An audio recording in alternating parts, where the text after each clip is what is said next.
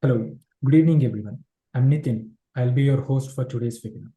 It's an honor to welcome you all to the today's Children's Day webinar, Safeguarding Children's Rights and Well-being. We are here because we all want to ensure that every child has access to safety, respect, and opportunities to develop. Children are among the most vulnerable members of our communities, so preserving their rights is both a legal and moral duty. Once again, welcome you all to the today's webinar. Now, let me introduce the guests for today's webinar. First up, we have Mr. Shashank Shekhar. He's an accomplished advocate at the Honorable Supreme Court of India. He's also the director of ACE Advocates OPC Private Limited, bringing extensive experience in legal matters. Mr. Shekhar is also a trustee and founding member of Center for Research and Advocacy for Child Rights and Persons with Disability, abbreviated to CRACR and PD, an organization focused on child rights and protection. Additionally, he has previously served as a member of the Delhi Commission for Protection of Child Rights, contributing his expertise towards safeguarding children's rights and well-being. He is well known for his grassroots approach. He often collaborates with local NGOs, government agencies, and community leaders to implement programs that align with local networks and cultural contexts.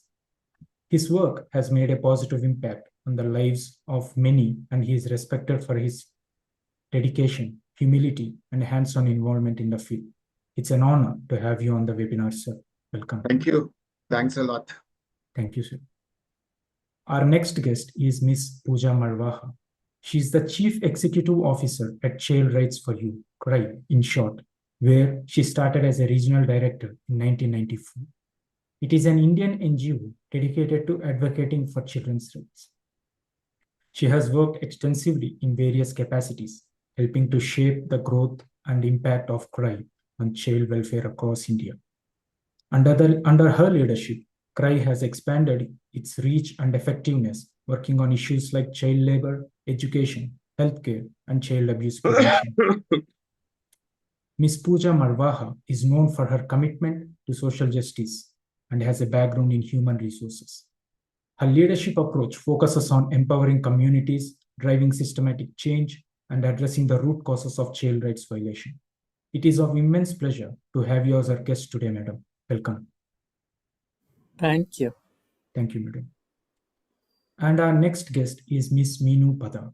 She is an independent law practitioner, a legal consultant, and a women and child rights activist in Jammu Kashmir, deeply involved in promoting women's rights, gender equality, and social welfare. Known for her dedication to addressing social injustices, Ms. Pada has been a vocal advocate for issues like domestic violence, education, and economic empowerment for women. She actively supports initiatives focused on empowering women through education, skill development, and social welfare programs, striving to create a more equitable society. In addition to her advocacy in women's issues, Ms. Pada has spoken on social media about the challenges youth face in the region, particularly regarding education, employment, and mental health. Her stance has often involved urging the government to implement more robust policies and support systems. Welcome, madam. It is an honor to have you here today with us. Thank you so much. Thank you, madam. We also have Ms. Rajeshwari Narendran with us today. She is the director at NTPC School of Business, Noida. She formerly was a professor, head of business administration, and director of Master of Human Resource Management at M.L. Sukadia University, Udaipur. She was a visiting professor to IIM Udaipur, IIM Ahmedabad, and many other universities across the globe, and also a former director at Academy of Human Resources Development. We are fortunate to have her as an advisory board member at UPAY. Welcome to today's webinar, madam. Now, let me introduce the moderator for today's webinar, Ms. Ruchira Samaddar. She is an associate manager of corporate communications at Eli Lilly and Company. She is the presiding officer of Safeguard and Grievance Redressal Committee at UPAY Bengaluru and has been a volunteer with us for more than 18 months now. Welcome, Ruchira. Now, before we proceed to our topic of discussion, I would like to use this opportunity to formally introduce UPAY NGO to our audience. UPAY NGO is a non-profit volunteer-driven organization that works to improve the lives of underprivileged communities, especially children across India. The journey of UPAY NGO began in 2010 with a vision to provide a solution to the problem of deprived education in parts of our society.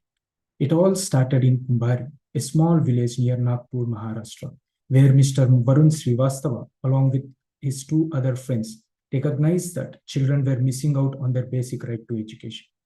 Despite early challenges, UPAY NGO's volunteers pressed forward, and with the support of a few community members, the first educational center was established in Kumbari. From those humble beginnings, it is an inspiring tale how UPAY NGO has made its presence across the nation. Now, coming to the growth, UPAY NGO spans in 10 geographical locations labeled as zones, which are Delhi and Noida, Nagpur, Gadarwara, Bengaluru, Gurugram, Pune, Mauda, and more recently, Karo Hills in Meghalaya and Kolkata, impacting over 2,33,000 lives across India. Our primary focus is on providing quality education to underprivileged children and to be a support system to the traditional schooling. But our work doesn't stop there. At UPAY NGO, we adopt a completely holistic approach to child development, ensuring that every child we support is nurtured in a way that prepares them not just for exams, but for life. UPAY NGO focuses on 5 key areas, such as physical development. UPAY NGO promotes sports, exercise, and a balanced lifestyle to help children stay healthy and active. Social development. UPAY NGO fosters teamwork, communication, and encourages social community involvement, which helps children to develop strong interpersonal skills and a sense of social responsibility. Emotional development. UPAY NGO focuses on developing emotional intelligence, increasing confidence, and guiding children in managing their emotions while cultivating healthy relationships and resilience. Moral development. UPAY NGO teaches values, ethics, and respect for others, ensuring that children grow with a strong sense of integrity and responsibility. Intellectual development. UPAY NGO encourages critical thinking, creativity, and problem-solving skills to guarantee that students not only thrive academically, but also develop the cognitive ability required to overcome complicated life challenges. This comprehensive approach ensures that we are not just preparing kids academically, but also that they develop into well-rounded, empowered individuals who are capable of contributing positively to the society. UPAY's mission of transforming education and uplifting communities is realized through several impactful initiatives, each designed to create a lasting change. At the core of this mission are the Reach and Teach centers, where underprivileged children receive not only quality education, but also all-round development, becoming ambassadors of UPAY NGO's vision in their own community. Another flagship initiative of UPAY NGO is Footpath Shala, which brings education directly to street children who lack access to formal schooling by turning footpaths into classrooms, offering them a chance to learn and guiding them towards a better future. UPAY NGO's day boarding centers, designed specifically for street children to provide a school-like environment focused on education, vocational training, and healthcare. These centers ensure well-rounded development and provide after-class meal support to combat malnutrition. In addition, UPAY NGO has established community libraries in villages and slums, offering young learners a space to pursue their higher education and to prepare for competitive exams. These libraries are a testament to UPAY NGO's commitment to fostering academic growth. The Samarth Skill Development Centers empower women, especially mothers of UPAY NGO students, with vocational training, enabling them to gain financial independence and contribute to their family's well-being. SabkaSaman.com, UPAY NGO's very own e-commerce platform. It provides artisans from undeserved communities with access to online markets, helping them sell their handmade products and sustain their livelihoods. UPAY Mitra, UMitra in short, is a year-long fellowship program aimed to train and develop social leaders locally in their own community. UPAY NGO organizes periodical health camps for the children associated with UPAY NGO, along with their families. Through Project Shakti, UPAY NGO provides menstrual hygiene support for the underprivileged girls by providing awareness and necessary counseling and offering sanitary napkins at a subsidized price. Through these initiatives, UPAY NGO not only ensures quality education for children, but also strengthens community with opportunities for skill development, financial empowerment, and overall growth. With this overview of UPAY NGO's work, I believe you have a better understanding how education and holistic development are at the very heart of all we do.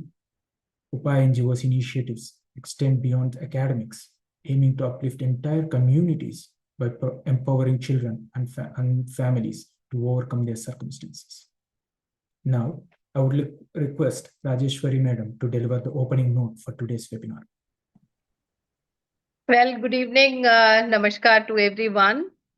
This is such a privilege to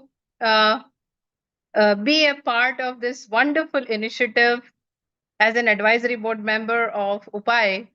And what a day to celebrate. Yes, we are just 2 days when we celebrated the Children's Day. However, I feel that are the kids the most vulnerable tribe of our nation? Are they safe at home? Are they safe at schools? Are they safe at any of the public places? Or what about the street children? It gives me, a lot of worry and concern when I every day open a newspaper and find something which calls for a unified action towards working for safeguarding the children, their rights, their well-being. When I talk about the children, they need not only the safety, but also they need the dignity, the samman they deserve, the dignity they have.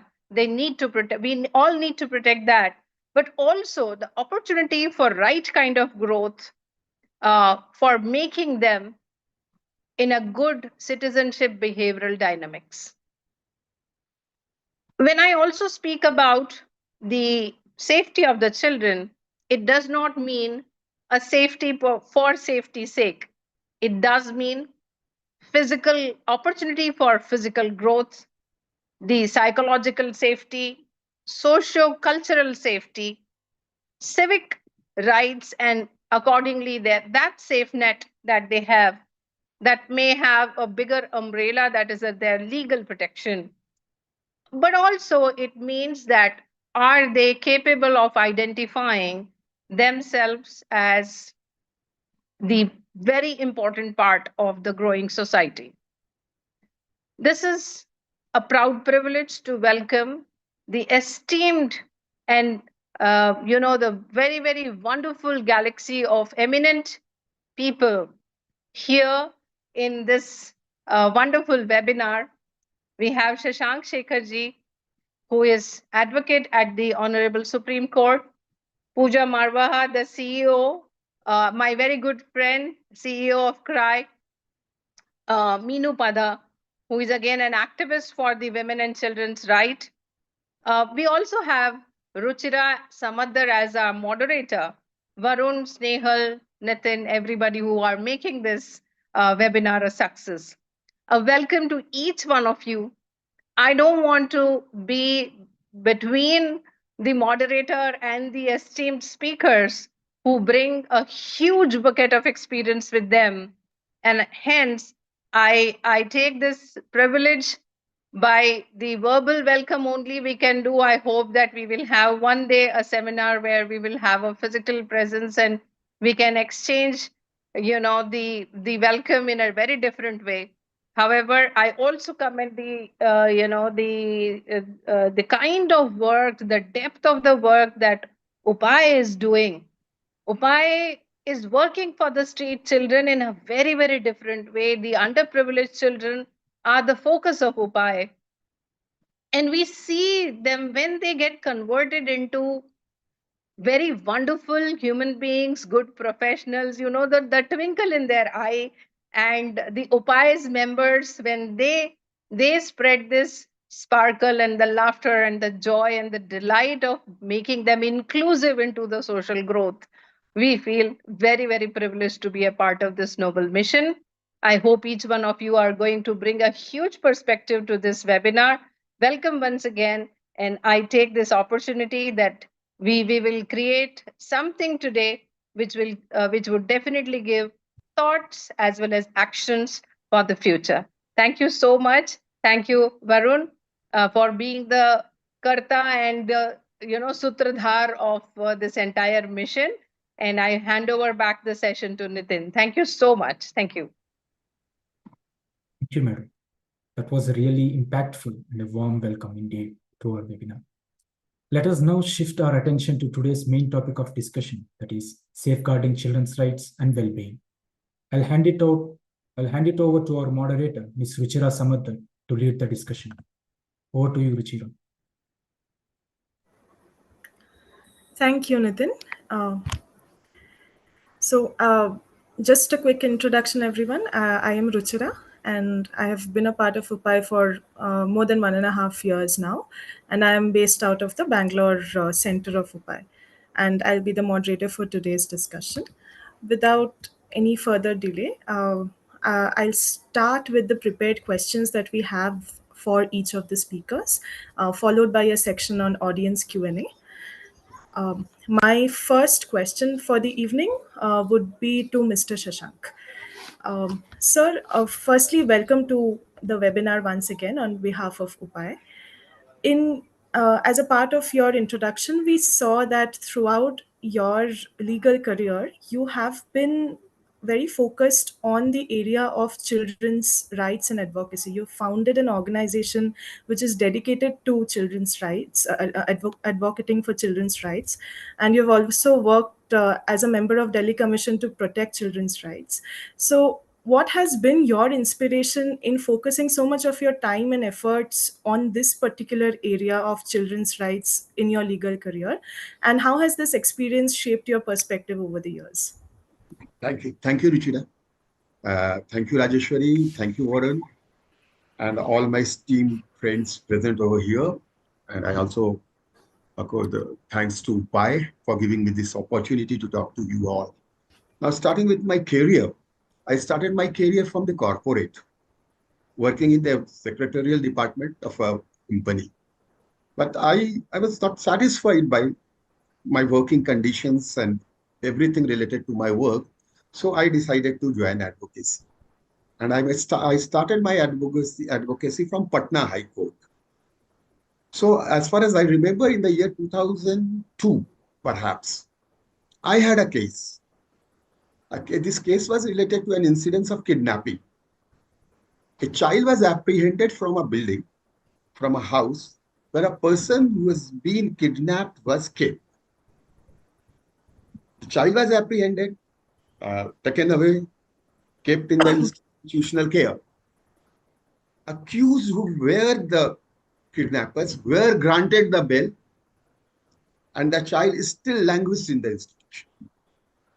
And languished for so many years after the bail was granted to the accused persons. So I filed a revision petition for bail of the child in Patna High Court. And there I could do a research and find out that it's a pathetic situation. The situation of children were very pathetic, although there were laws, so many laws protecting their rights. But the system was not working accordingly. We didn't have a juvenile justice board. We didn't have a child welfare committee. All magistrates were working like juvenile justice boards and all. Like the situation was quite pathetic. So I decided to dedicate my 75% of time for the children. So I filed a public interest litigation in Patna High Court for proper implementation of juvenile justice. That was Shashank Shekhar versus the state of Bihar. The matter was taken up and continued to be there for at least 3 or 4 years till I was there in Patna High Court. I was a member Juvenile Justice Committee, Patna High Court also. As a member Juvenile Justice Committee, I could know that there were cases relating to thousands of cases relating to petty offenses against children in various courts of Bihar. And on every date, the child has to come to the court and then go back. This was really pathetic because they were most of them were poor children. They belonged to poor families. So coming to Patna and appearing in the court and then going back was a hardship for the family itself. Being a member of the Juvenile Justice Committee, Patna High Court, I just offered a suggestion that there can be legal services authorities intervention, and a Bal Samvad Adalat was organized by the order of the Patna High Court. And finally, we could get cases of so many children, about thousands of children quashed in few days. So slowly and steadily, I was being interested into the affairs related to children and their life. And the final thing came when I had to file a case, a criminal writ against the state of Bihar in a case where a child died in a institutional care in Bihar. I won't take the name of that institution. The child died, and when my team went there to inquire into it, we came to know that the rest of the other children said कि उस लड़के का पेट और पीठ एक हो गया था. He was in such a bad situation. He had infection, stomach infection, and that was not being taken care of. And finally, that child died. So we asked for an investigation in that case from Honorable Patna High Court. The investigation was done. Several orders were passed, and the order was even cited in the Supreme Court cases and in the annual subscription. So this is how I could know the situation of the children over there. Then I shifted to Delhi. In Delhi, I was asked to join Juvenile Justice, Delhi Commission for Protection of Child Rights as a member, and that was the first tenure, maiden tenure of the commission as well as of the members also. I had an opportunity to implement so many laws like Right to Education Act, POCSO Act, etc. And rights of children. I dealt with no less than 700 cases in 6 years regarding violation of child rights and passed so many orders. So that way I got entrenched into child rights, and finally a time came when I tried to shift to the practicing.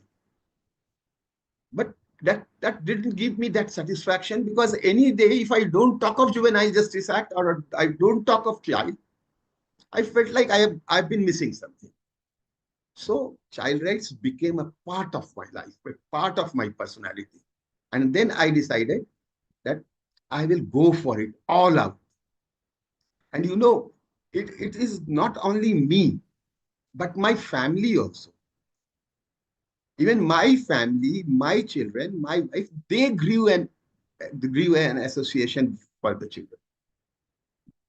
And I am finishing it fast. I'm a strong supporter of children's right to participation in their affairs. Strong. Perhaps the strongest person who is supporting this. Because I feel, because my hands-on experience says that lesser the right to participation, more is the abuse of a child. If you provide a child right to participation, there will be lesser abuse of the child. We have found a mathematical equation between right to participation and abuse of a child. That is, both of them are inversely proportional to each other. So this is what we have come to know. And since I have been working with my organization, I've been leading an organization called Sambhavna CRNP. We are working with the Panchayati Raj institutions and working for invisible children. We have defined invisible child as a child who is even far behind the child in need of care and protection. And there's plethora number of such children, thousands and thousands of such children who lie far beyond juvenile child in need of care and protection, to whom we call the last child. To me, the last child is not the last thing of the line. The last child is someone who are present but are not on the radar of the government, like children of commercial sex workers, construction workers, children of certain tribes like Musar communities children, children of nut community children. So these are the children, though they require, especially, I must acknowledge that children of brick clean workers are the worst sufferers. They are born in the blast furnace and they die in the blast furnace. The ray of rights don't reach them. So I think my time is over. Ruchira, can I continue for a few minutes or? Yes, sir. I mean, you can continue for a few minutes. We are all like, your story is very inspirational. Please continue. So that's the way we have been. That is how the child rights became part of my life, my activity. Advocacy is my profession. I earn out of my advocacy. But by my instinct, by heart, I am a child rights person. And one thing which I would like to say is that don't give any empathy, any sympathy, anything to my children. Give them the rights. Indian children especially are very, very resilient. Just see to it that their rights to survival, protection, development, and participation goes to them in a packet like a photon.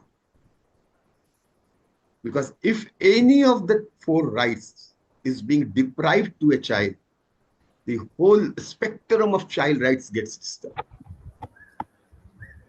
So if you provide right to participation of the child, I, on the basis of my experience, can say your child will never be sexually abused or physically abused.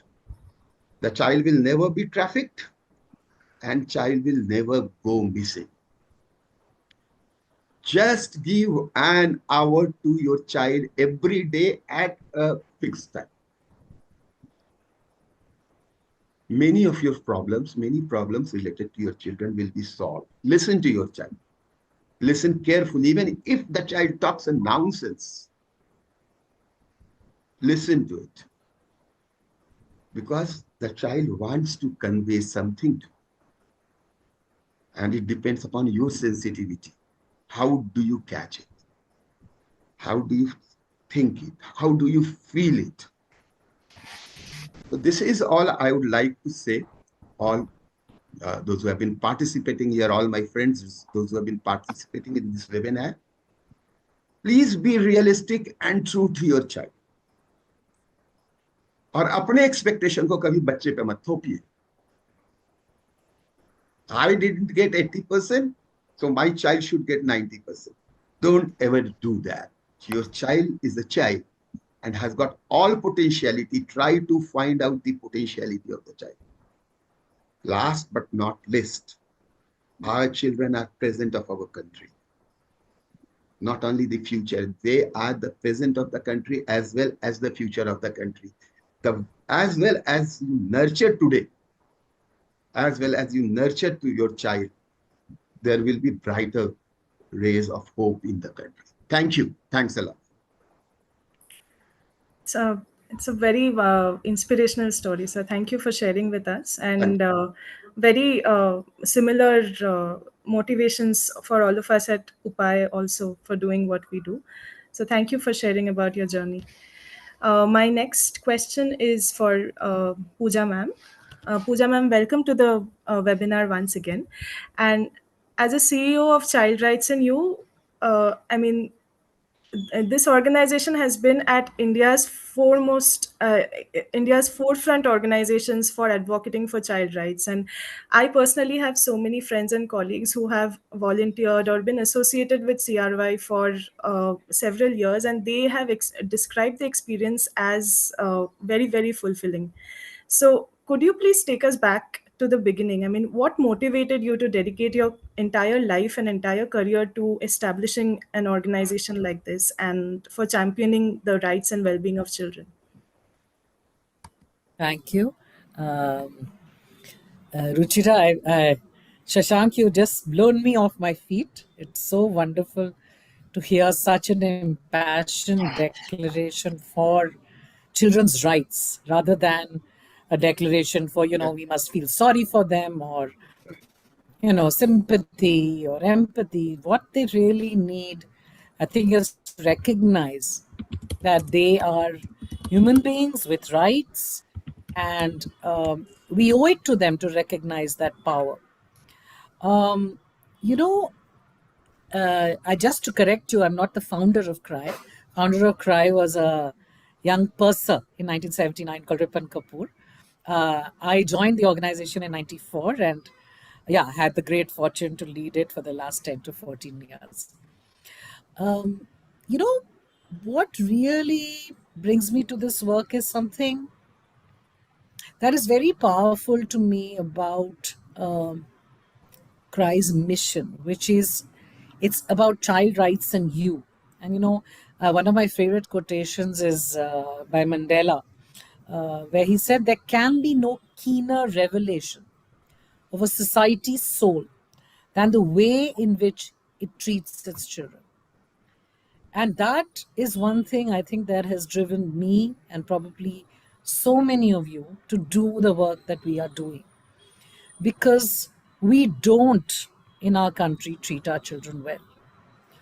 When I get out of my safe and comfortable home, where my own child is safe,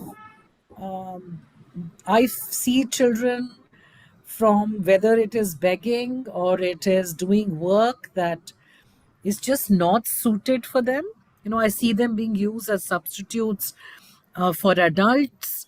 And I'm not even going to, and I'm saying this is something that is around us all the time as a society. You cannot go into a dhaba without seeing a chotu. You cannot go out into the street without seeing children hanging around, whether their families are on the street or they're on the street themselves.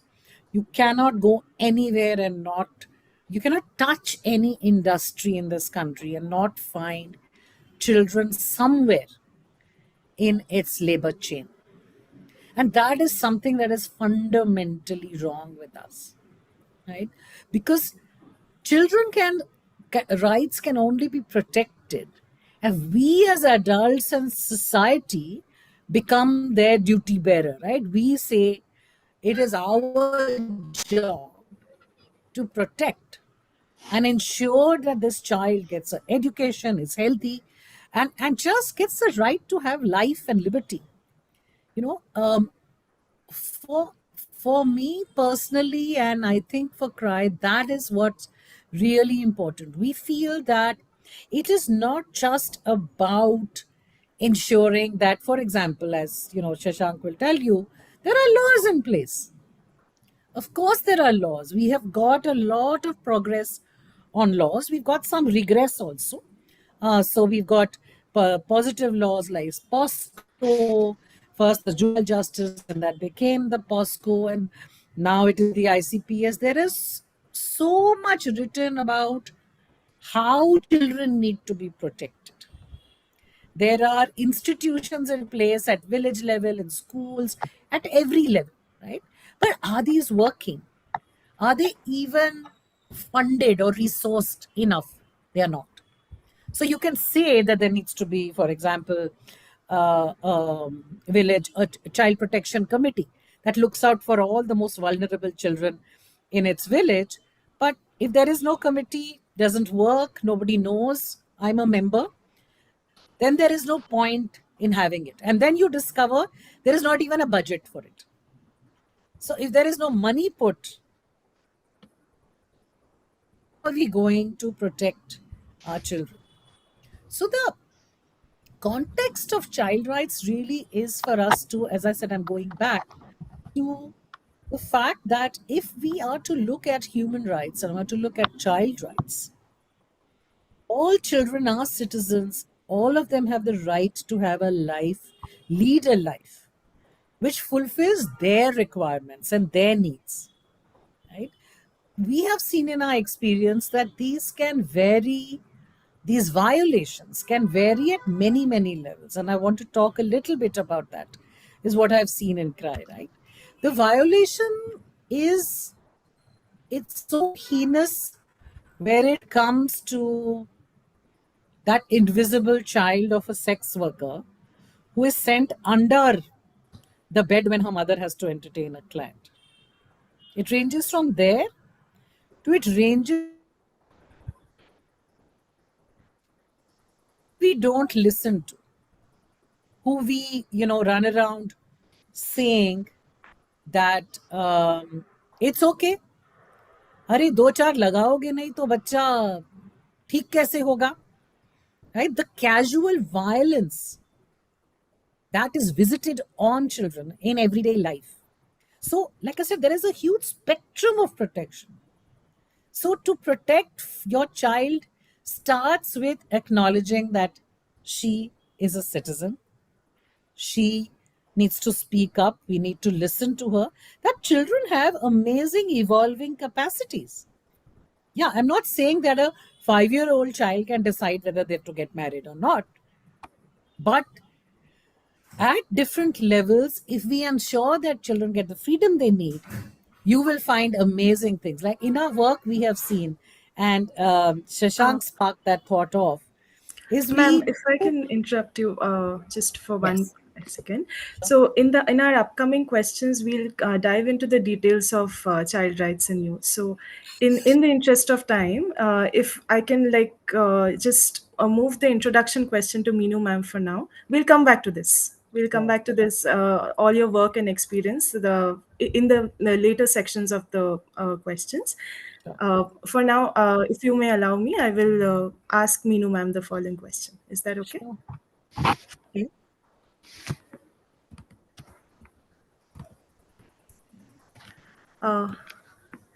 So, Meenu ma'am, welcome to the webinar.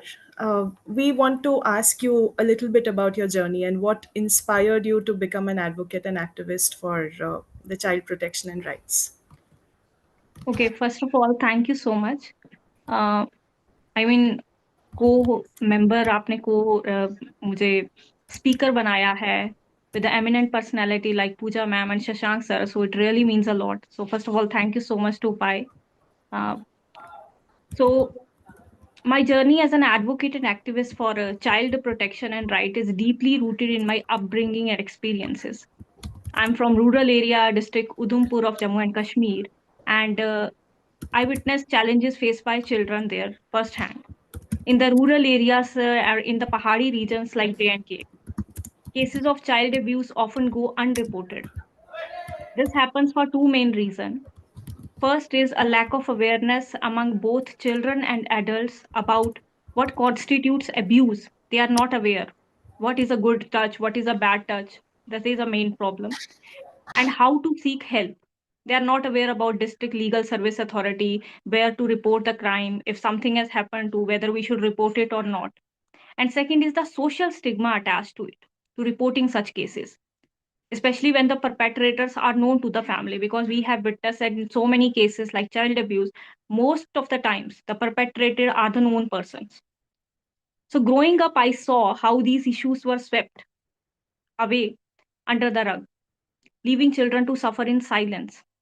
This deeply affected me and made me determined to bring a change as an advocate. I realized early on that children are the most vulnerable section of society, and they are often easy targets because they lack the ability to defend themselves or even understand when their rights are being violated. So when I decided to pursue law, I knew I wanted to focus my practice mostly on women rights and child rights only, on issues affecting the women or children. As I began working, I came across many cases that strengthened my resolve. For example, I encountered cases under the POCSO, Protection of Children from Sexual Offences Act, where children were subjected to abuse by people they trusted the most. For example, मामा हो गया, चाचा, class का teacher, school में जो principal हैं, इस तरह के मैटर जो हैं स्टार्टिंग में इनिशियल मुझे मिलने लगे. These cases reinforce the need for a sensitive approach that not only provide justice but also help children heal and rebuild their lives. I have also worked extensively in creating awareness since 5 years in Jammu and Kashmir. I have conducted workshops in schools, in government schools as well as in private schools and rural areas to educate children about their rights. Like obviously the difference between the good touch and bad touch, where to report it, what are their basic rights, like right to education, they have to go to the school, government will provide everything, all these things. How to identify abuse. This was a second important focus of our awareness camps, and where to report it. I believe that prevention is as important as justice, and empowering children with knowledge and making communities aware of their responsibilities to protect children are the key steps in addressing this issue. Additionally, I am a member of several internal committees under the POSH Act. So I work to create a safer environment in the workplace, whether it is a workplace where children are also the part, or a workplace where women are also the part of that workplace. So these experiences have shown me how much work still need to be done, especially in rural areas where resources and support system are limited. What keeps me motivated is the belief that every child deserves a safe, happy, and dignified life. They are our future, and it is a collective responsibility as a society to ensure their protection. My personal experiences combined with my professional journey have taught me that even small steps can lead to big changes when it comes to protecting children. Being an advocate, I have also filed a public interest litigation before J&K High Court regarding a child abuse in Jammu and Kashmir, which was risen during the COVID time, especially. So to sum up, my passion for this work comes from a deep understanding of the challenges faced by children, especially in the rural areas or the Pahadi regions, and a strong desire to be their voice and advocate. I will continue to dedicate myself to this cause, ensuring that no child suffer in silence. So that's all for. Thank you, Minu ma'am, for sharing your inspiration behind starting this, and thank you for what you do for all this cause. So, my first question is for Shashank sir, and I want to before asking you a question, I want to give you a background behind why we are asking this. So.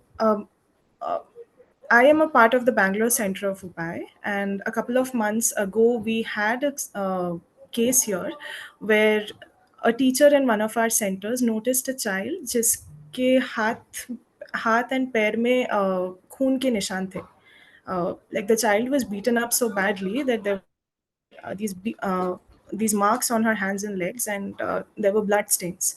So upon inquiring with her, हमने उनसे पूछा कि क्या हो रहा है घर पे, and she told us कि उसके पापा उसको पिछले कई सारे हफ्तों से महीनों से मार रहे हैं. And we investigated the matter. We went into her house. We spoke to the parents, and what we found out was that the reasons for beating her like this were very regular reasons. Like the father thought that she was not being disciplined, or she was not studying, or she was not taking her study seriously, and that is the reason why she was being subjected to this physical violence every night. And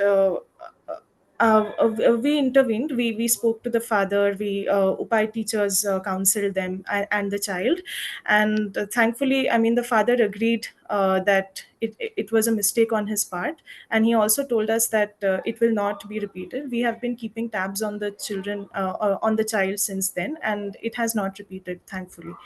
So, because we come across cases like this, uh, we want to understand that what are your takes on addressing these kind of sensitive situations related to harsh parenting. like legally, as well as at the same time, because it's related to their parents and the people that the child trusts, keeping the child's well-being in mind. If we as UPAY come across cases like this, how do we go about it from a legal perspective? Yeah, Ruchita, that's a good question. I see it into two perspectives. Okay. One is abuse, is that sexual abuse, which has been covered under the POCSO Act of the year 2012. Another form of abuse can be verbal abuse, physical abuse, and neglect. Neglect, because of the neglect, all the three types of abuses take place. That's why I have told that give right to participation to a child. Now, once the abuse reported by the child is of sexual nature, is covered under section 3, 5, 7, 9, 11, and 13 of the POCSO Act, you have no way out but to make a mandatory reporting. Fine, a reporting has to be made to the police, and that has to be taken care of. There are ways and means to report it to the police. Another aspect is related to the child you are talking of, the form of abuse that that girl child has faced was like a physical abuse where she was being beaten by her father like anything. And even in case where a child has been abused verbally by a person who has the authority to keep the child, is covered under section 74 or 75 of the Juvenile Justice Act as crime against a child. So we can make a report of it to the police. But in such cases, we need to have a balance between the law and the social issues, the need of the family, because the child needs a family also. So it has been very well handled by way of family counseling of the father. And now that the abuse has stopped, I wish and I pray that it continues like that only. So it has been handled nicely, but legally speaking, we have the ways and means to deal with such issues in legal sphere also. But that should be the last resort, because a child needs the parents also. But as far as the POCSO cases are concerned, I have cases from a place called Kathua. I think Minu must be knowing about Kathua, where the father was the abuser of a 3-year-old girl child. There cannot be any compromise. That has to be mandatory. Yeah, that's a really insightful take on it, sir. Thank you for making our audience aware of these kind of legal frameworks that exist. My next question would be to Minu ma'am. Uh, Minu ma'am, when we work with these underprivileged children, we usually come across a stark difference in the approach that their parents have towards the child if it is a girl versus if it's a boy. So almost everywhere across all the sections, all our centers, we see that parents are much more, supportive about the boys' career aspirations and growth and development, and आगे जाके क्या काम करेंगे, whereas inevitably, almost without any exception, if it is a girl, the parents are thinking about marriage since the girl is say reaches 12, 13 years old, ki eventually whom will she marry, where will she go. And this is irrespective of the all the efforts of education that we are trying to put in. The thought process remains like that among the parents. So my question is, how do you approach gender based issues that affect teenagers, and are there any legal frameworks or protections to address these challenges?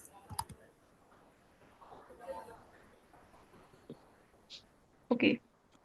So I would say the gender based, first of all, thank you for this important question, because it is actually important to know about the parents as well as the teenagers. For it is for the benefit for the teenagers and well for the parents. So gender based issues affecting teenagers both require sensitivity and a clear strategy to address them effectively. Teenagers are at the vulnerable stage of life, often grappling with identity, or we would say peer pressure or societal expectations. Unfortunately, this makes them more susceptible to issues like bullying, like harassment, discrimination, and even violence sometimes. So, in my approach, I would say I will focus on three key aspects. That is, first is the awareness, second is support, and third is a legal action. Like Shashank sir ने बोला कि legal action जो है वो last में resort होना चाहिए. पहला जो है मेरे ख्याल में अवेयरनेस ही सबसे ज्यादा काम करती है. तो अवेयरनेस की अगर बात करें तो awareness is the first step. So many teenagers and their families are unaware of what constitutes gender-based discrimination actually, or harassment. For example, teasing, inappropriate comments, or unwanted attention may often be dismissed as a harmless, but these can deeply affect a teenager mental and emotional health.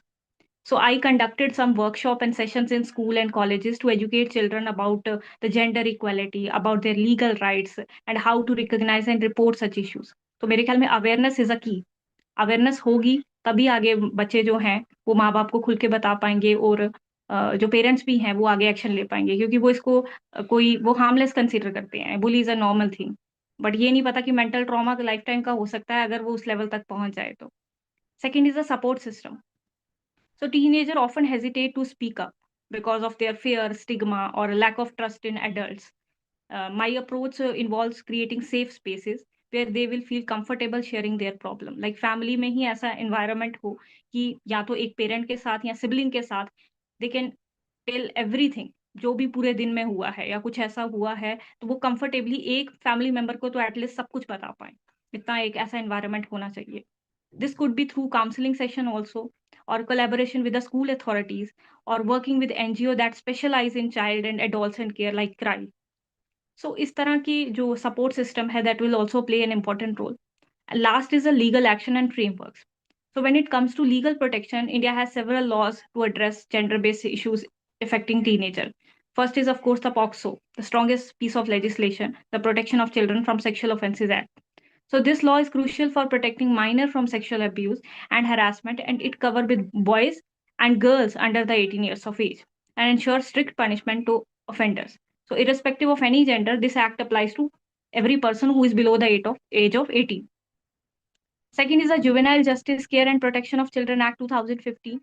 This law safeguards children in need of care and those who are in conflict with the law, ensuring their rights are protected at every stage.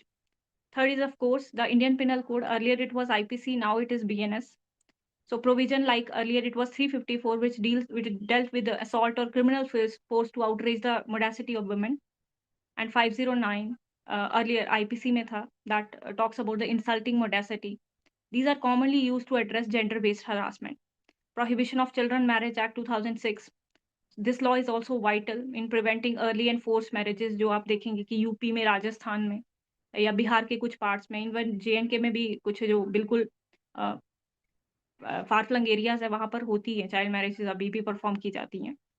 So these are some which still affect many teenagers, particularly girls, I would say. So in addition to these, schools and colleges are increasingly required to adopt policies against bullying, harassment, and gender discrimination under government guidelines. As part of my work, I have helped institution to create gender-sensitive policies, especially अगर मैं posh की जो sexual harassment at work place को लेके act है उसमें मैंने कुछ जेंडर सेंसिटिव पॉलिसीज में इंस्टीट्यूशंस को हेल्प की है, and train staff also to handle such kind of cases effectively. अगर challenges की मैं बात करूं तो one significant challenge is the involvement of social media these days. Teenagers often face cyberbullying or harassment online, which can be just as harmful as physical abuse. In these cases, I emphasize digital literacy and the use of law like Information Technology Act 2000 to tackle cyber crimes. क्योंकि I am not talking about the big cities, but छोटे छोटे शहरों में people are not aware कि cyber crime को deal करने के लिए there is a provision of cyber cell in every district. They are not aware where to report such crimes. Even एक पोर्टल भी है गवर्नमेंट ऑफ इंडिया का जहां you can file complaint online और उस पर एक्शन भी लिया जाता है, no doubt. And one of the most important thing is about the collaboration.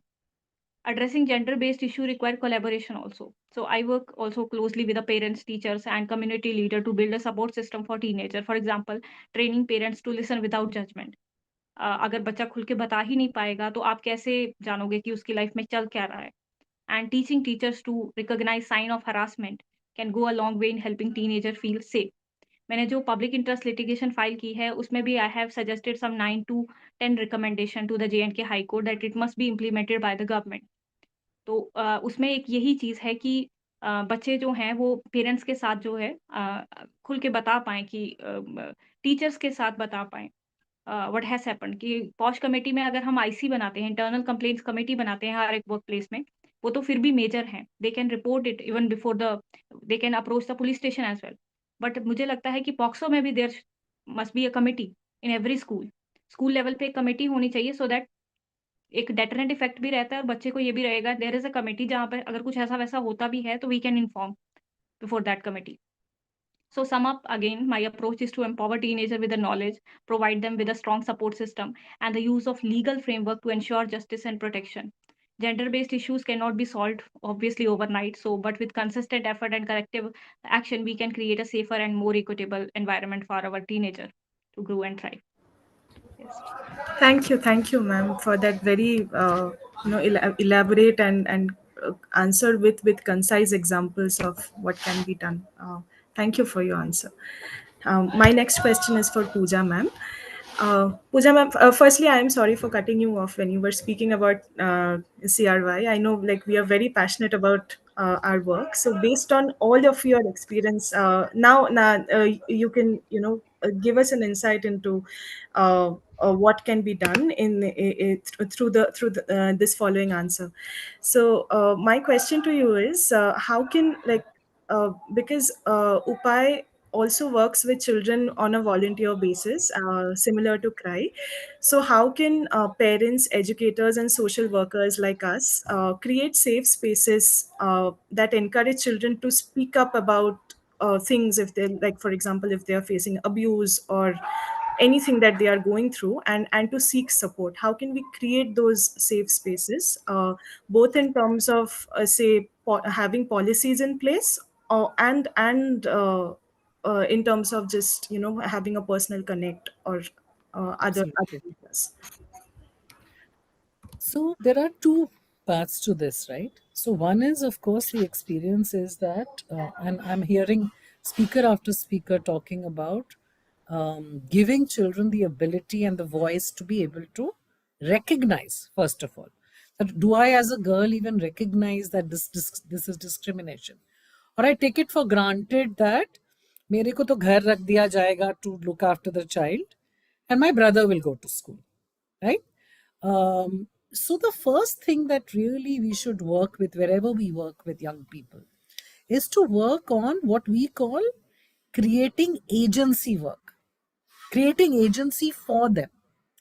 Yeah, and actually look at, I feel that anybody who is in touch with children, whether they are volunteers, whether they are parents, whoever, right? All of us need far more education on children than we have today. Yeah, isn't it ironical? There are most things we cannot do without an exam, but we can become parents without an exam. There's no problem, right? And really, what we have realized is that it's a combination. So, when we work with children to say empower them, to recognize and understand what is due to them. So finally, for that child to be able to say, no, I will not get married. I'm only 40, or I will not drop out of school because I need to stay in school because that is good for my future, right? So understanding the value of education for children, there are a series of things, but I really believe that the strongest life skill that we can give young people, and we've seen this through our work. So CRY has almost 4,000 children's groups between the ages of 10 to 18. So in those groups, you do structured work which works on their sense of self.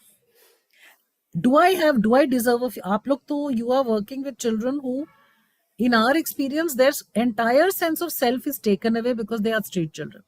People treat them like, I've had a child tell me कि दीदी मेरे को तो कीड़ा मकोड़ा, मैं तो कीड़ा मकोड़ा हूं ना, मुझे तो लोग ऐसे ही धुतकारते हैं, right? So why should I live? Why should I not take drugs? Why should I? What is my future? So to get them to believe in themselves again, to create, secondly, just simple negotiation skills, right? How to negotiate with the world. And I think this is the greatest thing we can give to children, far more than maths and science and English. That when they are in their future, I mean, you take your own life, right? I take my life. Like I would not be who I am today if someone had not taught me to stand up for myself or to believe in myself, right? To say और कोई आके नहीं decide करेगा what I am going to do. So, but the big danger, and I heard the young lady before me also say, see, we have to work with parents also. So, do parents believe these things, or do they believe in gender, for example? You know what you talked about, that after 8th, girls, you have to pay for school under our current law. Our T is only till 8th. So, I will take the girl out of school and I will send the boy to school because he will earn. He has a future as an earner. But I don't see the girl as that.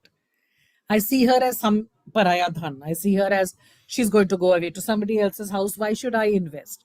So working on parental attitudes. And what what Advocate Shashank said right in the beginning really stayed with me, because I say the same thing to parents. Spend an hour every day with your child.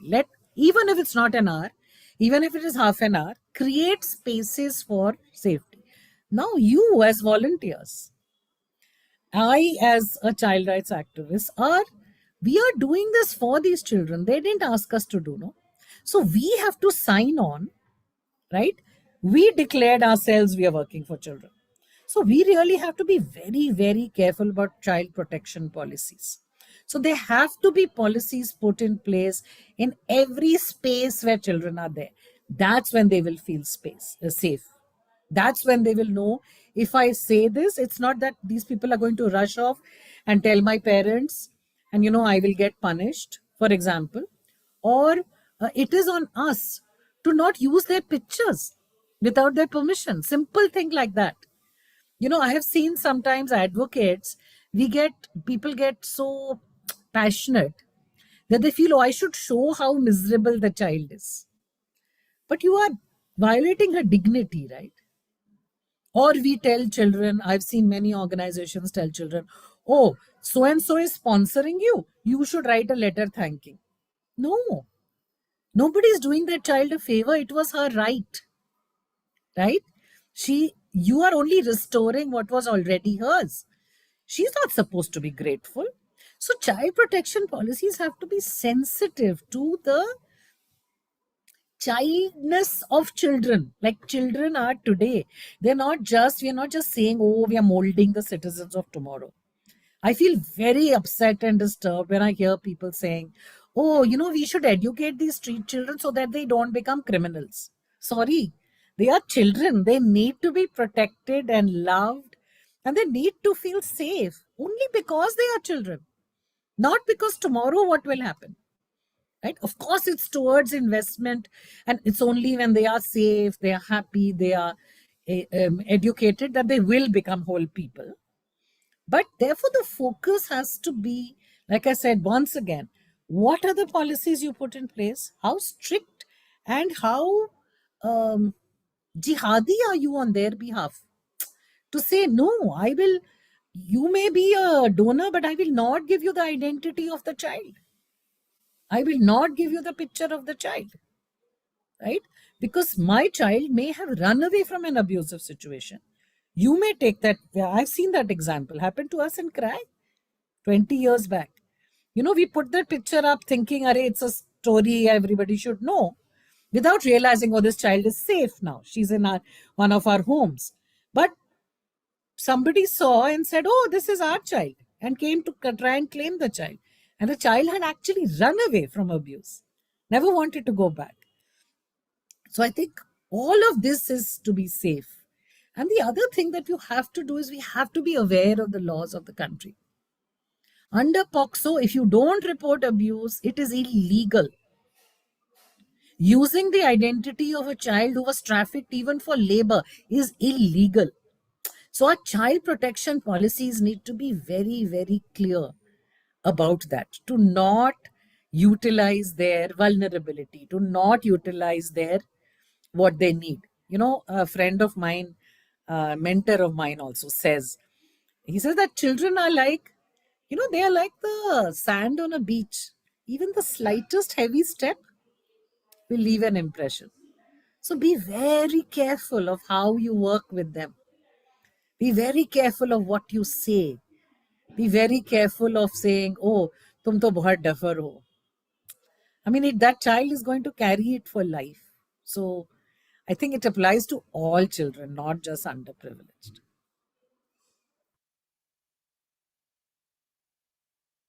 Thank you, ma'am. Thank you for your insights on this. Um, my next question is to Shashank sir again. Uh, Sir, so we live in this digitized era of mobile and internet connections, and so much access to the digital world for all our children. And with so much access to information, also comes the you know negative part of it, is that our children are sometimes being exposed to inappropriate digital content, which is not good for their either knowledge or information, or psychological growth. So uh, my question is that what can be how can, as parents or educators, we can keep a vigil on the access to these kind of inappropriate digital content, and how can we make people aware of the legal implications of showing objectionable content to minors? Yusuf, that's a good question related to cyber and digital platforms. So there are, as far as the laws are concerned, so there are laws relating to it. One that Minu has talked about, Information Technology Act. Another section 11 of POXO Act, which also covers stalking as far as by social media is concerned. It also covers pornography. Section 13 covers for pornography. So these are all covered under this. Showing a child a pornographic material is also covered under Section 13, Section 11 of the POXO Act, and the 3 years punishment is provided under this act. Information Technology Act, it goes up to 7 years. And there is a provision of law in POXO, which says if the punishment is to be provided under 2 laws, that punishment will be given to the culprit, which is the longer one and the stringent one. So we can elongate this thinker. Now, coming to, I might sound very conservative about it. I am very, very critical to the parents. जो ये कहते हैं मेरा बेटा तो खाना खा ही नहीं रहा था, मैंने मोबाइल दे दिया, वो रोना भी बंद कर दिया और खाना भी खा लिया. What type of parents are you? If you can't see to it that your child doesn't cry, if you can't see to it that your child eats well, what type of parents are you? And everything, this addiction to the cyber thing, the addiction starts from there. So it all depends how you take it. Monitoring, that's the real problem. Monitoring of a child. अगर आप बिल्कुल बंद कर देंगे तो उनका inquisitiveness इतना बढ़ जाएगा कि वो आपसे छुप कर जाकर देखेंगे. Don't give them that opportunity. Just teach them कि भैया तुम जो भी देख रहे हो आपको भी दिखा दो. Be a friend with them. Don't be a parent. Friend बन के उसके साथ देखिए, शेयर कीजिए उनकी चीजों को.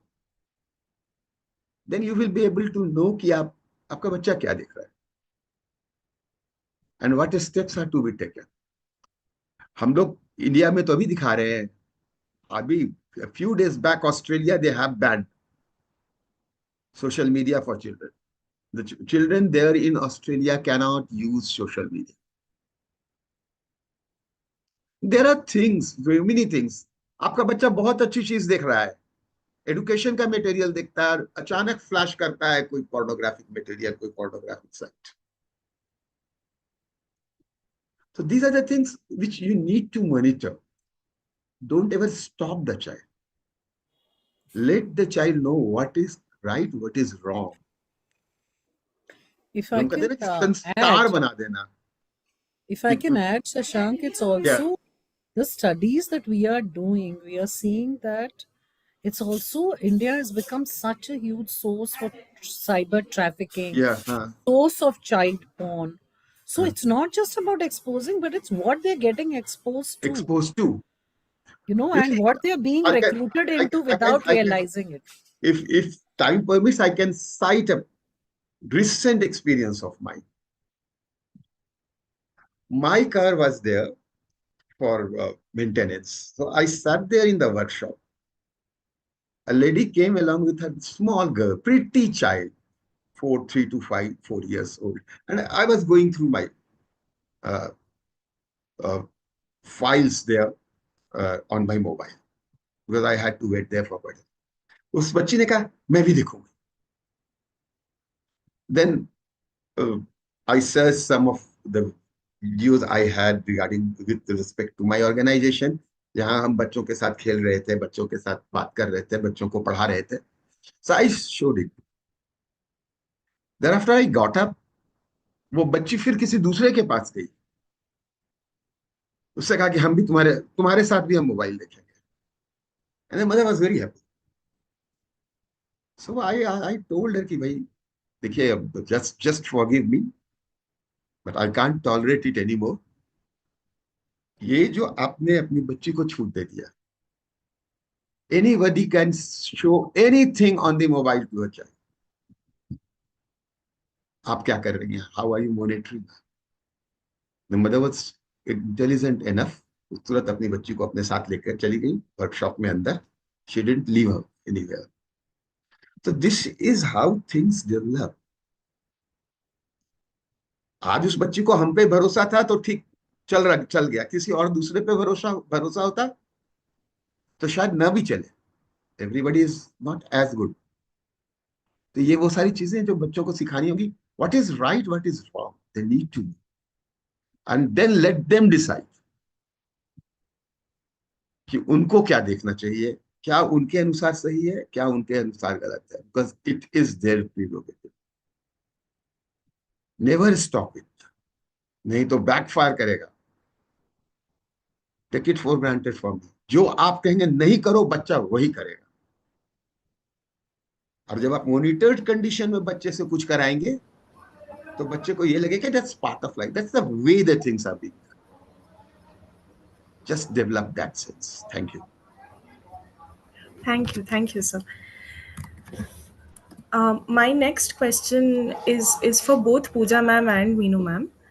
So I wanted to touch upon the sensitive topic of early child marriage.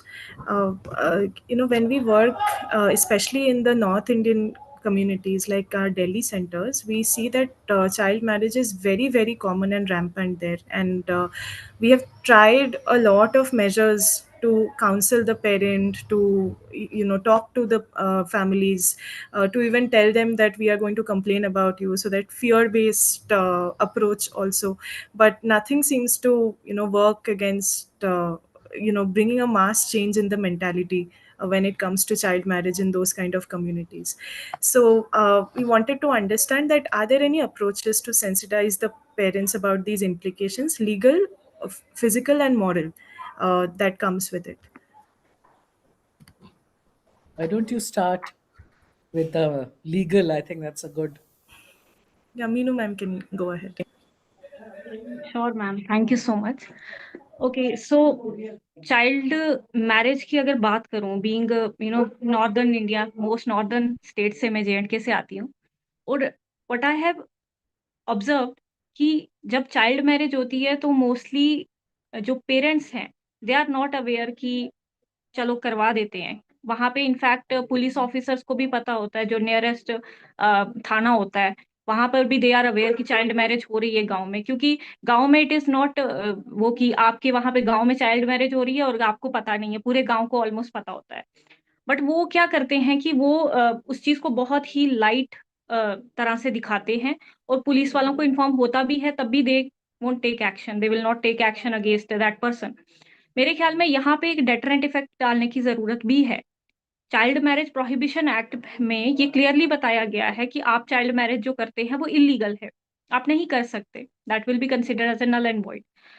तो ये चीजें कहीं ना कहीं अगर डेटरेंट इफेक्ट डालने की जरूरत है, अगर नहीं होगा तो मॉरली ठीक है, मॉरली हम अवेयरनेस फैला सकते हैं पेरेंट्स में कि बच्चों को पढ़ाइए, पहले उनको सशक्त बनाइए, एम्पावर कीजिए, बच्चियों को भी एम्पावर कीजिए, देन आप बाद में जो है उनकी शादी करिए जब वो सशक्त हो जाती है, जब एम्पावर्ड हो जाती हैं.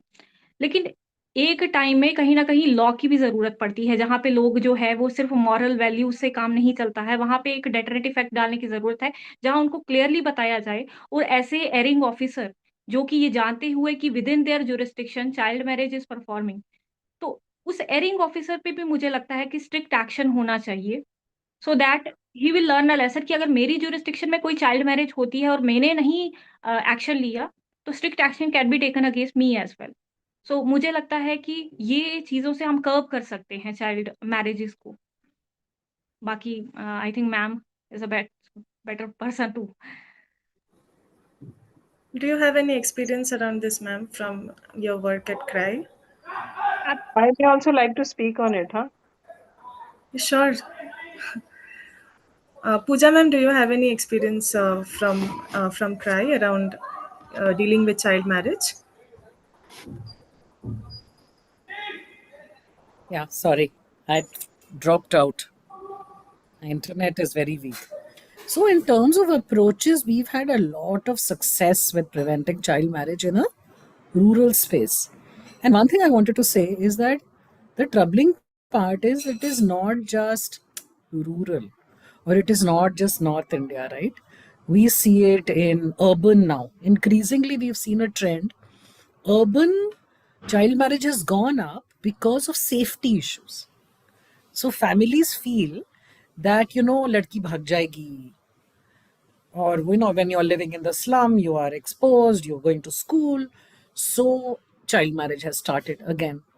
Yeah, so there is a lot of variety, unfortunately, in child marriage.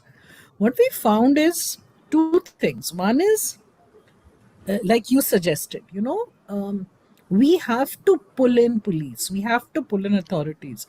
We have tried approaches where we have, for example, in Telangana, we were able to get the Maulvi to issue a, edict that no child marriage in at least my area, or religious leaders of different religions. Rajeshwari, Realize we ma'am, do have you to do a have anything to add to this point? What she's Oh saying? yeah, belonging to Rajasthan, I just want to say that it's a world where it is acceptable to even marry off a baby who is just 6 months old on Akshaya Tritiya. Akshaya Tritiya is that auspicious occasion when entire society would be there. Nobody would be raising their voice. And if at all they want to raise their voice, the rest of the voices would be capable enough to tell them, okay, you shut off because this is our tradition. So in the name of tradition, what all happens sometimes we are on a kind of elite society, we may not know, but those who go to the grassroots, and I still remember fighting for them, and several times they abuse, they beat you up, they would shoo you off, they have all the ways to do it. And I still remember that one of the collectors was attacked on life just because he was trying to stop the child marriage. And the entire society is witnessing, and no one to speak for that poor police person that who is trying to. So, and it is not very 20-year-old or 30-year-old story that I am telling. I may be telling this thing maybe a year around, or it's not very old case. And we also often get blinded, deafened, or muted by so-called barriers of society, or the tribal laws are different and we are different and it is not our cup of tea. And if वो एक कहते हैं ना कि ostrich syndrome होता है कि मैंने देखा ही नहीं तूफान आते हुए, और ये कब हमारे अंदर चला जाता है, कब हमारे समाज की एक धारणा बन जाता है कि ये सही है, उसको निकालना, एक कहा जाता है कि कुछ ऐसे भी गुनाह हुए हैं तवारीख की नजरों में जब लम्हों ने खता की थी और सदियों ने सजा पाई। ये कुछ इस तरह की चीजें हैं। एक ने कह दिया, सबने मान लिया और जिंदगी भर के लिए उसी को एक आपने वेद वाक्य मान लिया। Sorry for being upfront. No, ma'am, that's No, you are very correct. I support. yes. Yeah, ma'am. Absolutely. Pooja, ma'am, we were continuing. Yeah, please continue. No, I was saying the same thing, like it is, the problem is the malaise is so deep and it's linked to gender. It's also about gender sensitivity, right? And then families, after COVID, we saw such a spate of child marriages because people felt like, oh, they're unsafe, so marry them off. Or whenever there is a migration, marry them off. Yeah, and it's very difficult to work with the community at that point because they are saying, look, I don't have the money. If I don't marry my child, nobody else will marry my child. So it has to be taken out almost as it has to be confronted as a societal attitude. And you can only do that, like, I know everybody's been trying to all kinds of, whether it is legal, whether it is societal, whether it is about, working with individual families. We have found children go and shame families, saying, "आप क्यों मेरी friend की शादी कर रहे हो?" Those have been successful, but only in its and bits. I think fundamentally there is a, Rajeshwari, what you said, fundamentally there is a problem with the acceptance of it. Exactly. Exactly. And even though legally, actually, you can go and annul a child marriage. Anybody can go and get it annulled. But you don't see that happening. Yeah. नहीं, क्योंकि जान का खतरा हो तो कौन जाएगा, पूजा? And another thing is that, even girls have started accepting it. Ki, okay, this is like I'm getting married and this is okay for me too.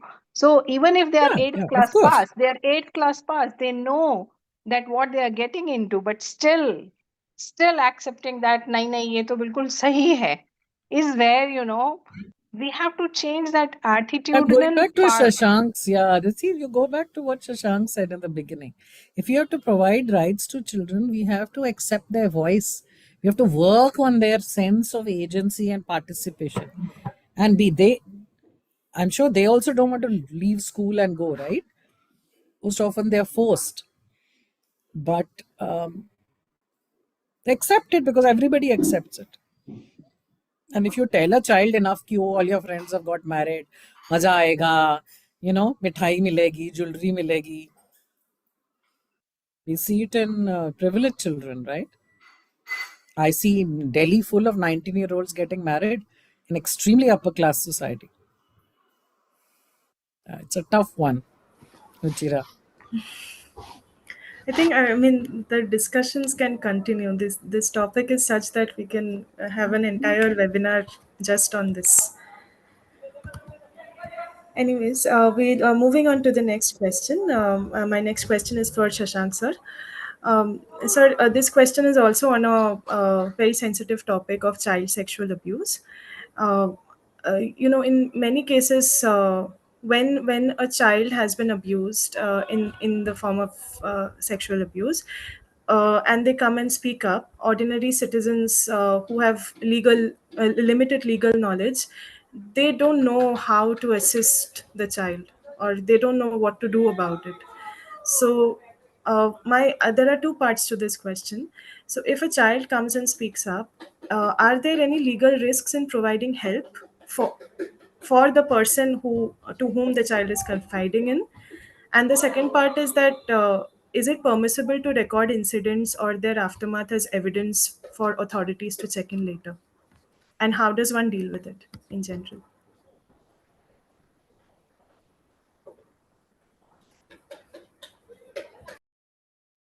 Sorry. There are two parts of your question, Ruchira. The first part is what to do when a child reports a sexual abuse.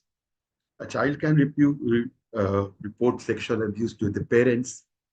Child can report sexual abuse to the teachers, or any other person in whom the child has the confidence that he will listen to it and he will provide relief to the child. So the first thing is, first legal obligation as far as reporting, after reporting is concerned, is to report it to the police. Now, one thing is very clear. When we talk of POXO, I don't think, I'm really amazed as to why do we think that things have to be reported after the sexual abuse has taken place. I am one of the writers of POXO Act. POXO Act is preventive too. We need not to wait for the sexual abuse to actually happen and then to report it to the police. POXO Act is preventive also. If you read section 19, it says you have to mandatorily report a case of sexual abuse or a case where a sexual abuse is likely to happen. When we say that sexual abuse is likely to happen, it becomes preventive. With the new POXO rules, it is further clarified that POXO is preventive also. So we need not to first clarification. We need not to wait for a sexual abuse to take place to cover a case under POXO Act. I had a case in which a male child was treated by his teacher in a wrongful manner, not by body, but by words. Saying that you are wearing clothes like this, come, we will enjoy. And that was sufficient to invoke POXO process. It's very clear. Now, after the POXO, after this offense has taken place, anybody can report it to the police. Okay, to whom the first person who has come to know about it, like I have been giving training of POXO Act to so many persons. Once I was talking to the teachers, school teachers. One lady teacher said me, "Sir, मेरे husband कहते हैं, कहाँ इस पचड़े में पड़ो? Where are you going to? What are you going to do? It will be troublesome for you." I said, "Very well, don't report." But once the child will go to the court and will say that, yes, I reported it to Miss Ma'am Falana Falana, but she didn't take any action, then the law will take action against you. You are violating section 19. And appearing in a court as an accused and appearing in a court as a witness is completely two different cup of tea. Court आपको सुनती है जब आप witness की तरह appear होते हैं, और जब आप अक्यूज्ड की तरह अपीयर होते हैं तो कोर्ट आपको टेस्ट करती है, आपके मेंस रिया को देखती है. So let us keep in mind that it is better to appear as a witness before the court than as accused.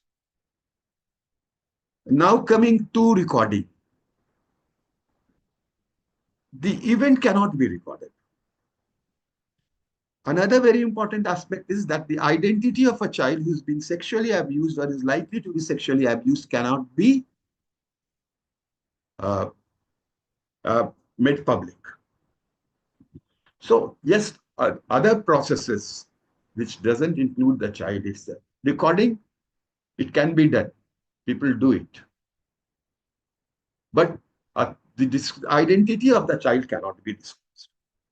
Another, how to report. Because the POXO Act says any malicious prosecution is punishable. So you don't actually make an allegation, make a report to the police writing that, yes, this is the statement recorded by a child. Child's name is such and such. It seems to be a case of POXO. Please do the needful. Yeah, start the investigation. Now it will be the duty of the police officer to start the investigation, because this is a cognizable offense as far as section 359, 3579 and 13 is concerned. It is their duty to immediately start the investigation, filing an FIR. And they will, now you will be now that they will file a charge sheet, there is no lesser probability of you being an accused of malicious prosecution. So be very clear. Report it. Report it to the police, saying that this is the statement I have recorded. This is what I have come to know. This is the statement of the child. Please inquire. So that you are protected from malicious prosecution. In case the prosecution fails, nobody can say that you did it to bring malice to the other person. So these are the ways where you can deal with the cases. But mind it, please keep it in mind. POXO is preventive also. Thank you. Thank you, sir. It was, for me, it was a lot of, like I didn't know that the preventive action was the angle of it was, so, you know, like the law works equally for preventive action as the As well as same as punitive action. As well as punitive action. as what happens after the abuse has taken Yeah. place. That's a really vital piece of information that I will carry. So thank you for that. My next question is for Meenu ma'am, and maybe Pooja ma'am, you can also add in your points if you have.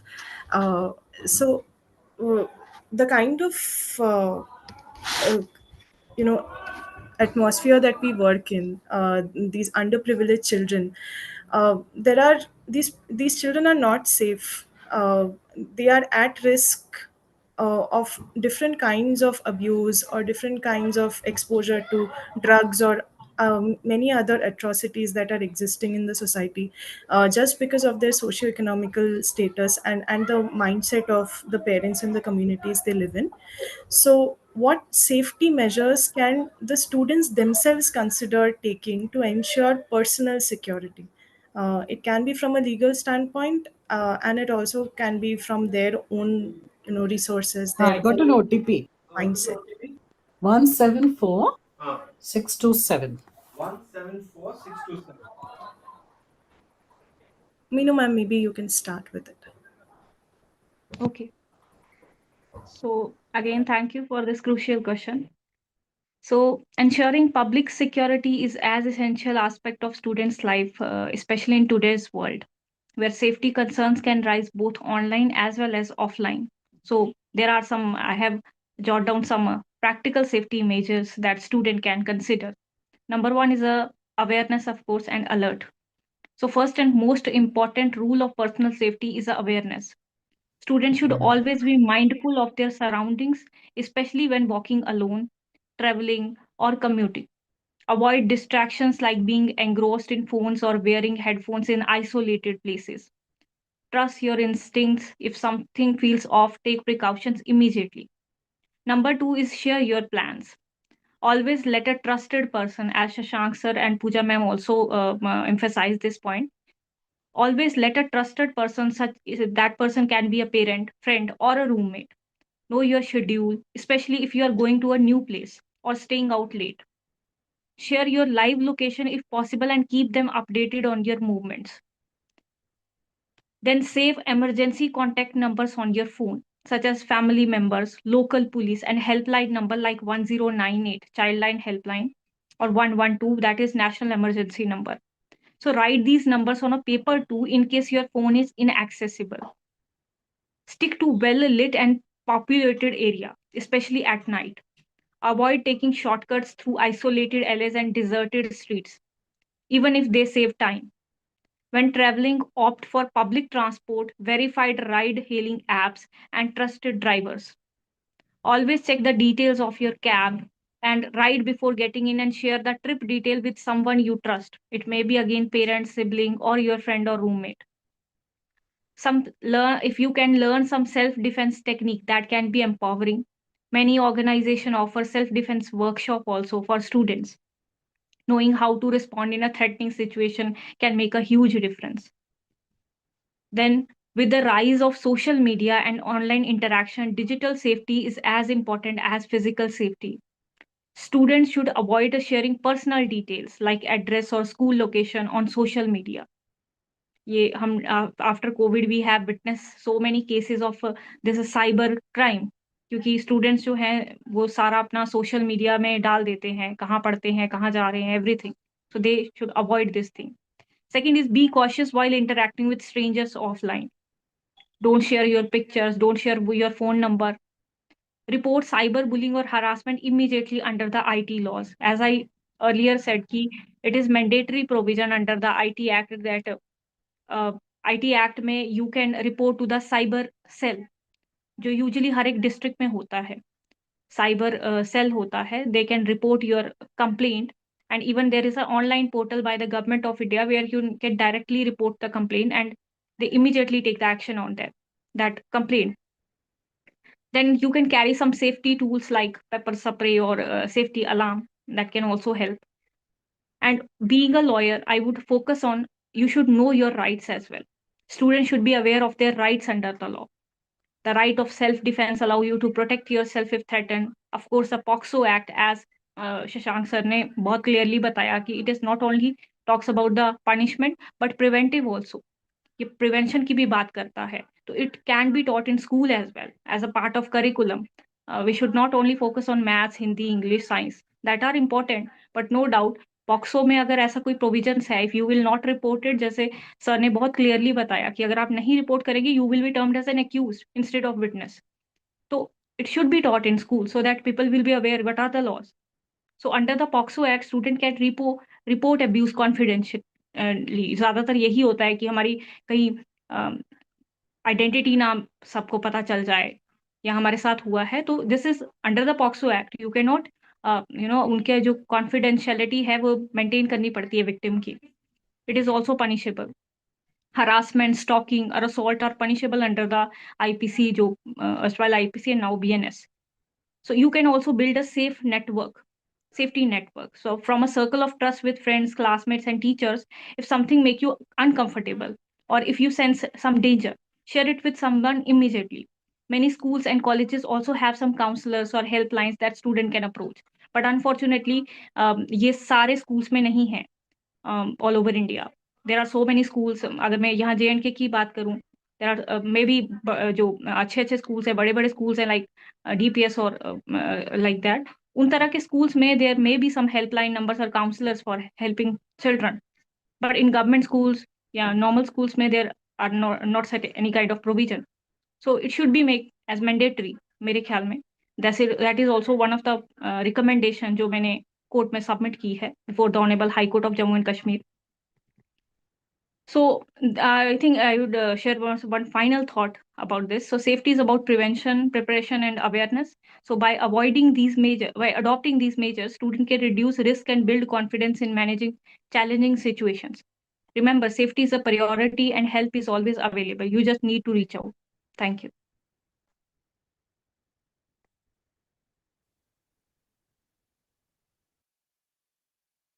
Thank you, Meenu ma'am. Well, with Meenu, that- that was very comprehensive.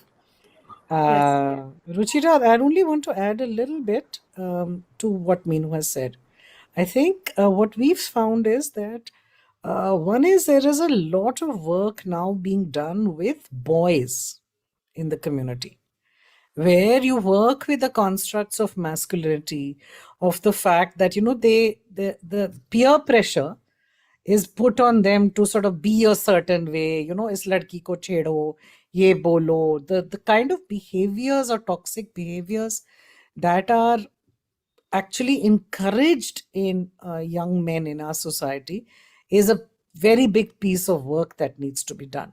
So we're really saying that if we don't work with the boys and the men, this is going to be just about us protecting ourselves, and then more and more laws will be put. Like right now, right, we are saying, what is our reaction to abuse? You should only go to women doctors. Next you will say, you should only have women teachers in girls schools.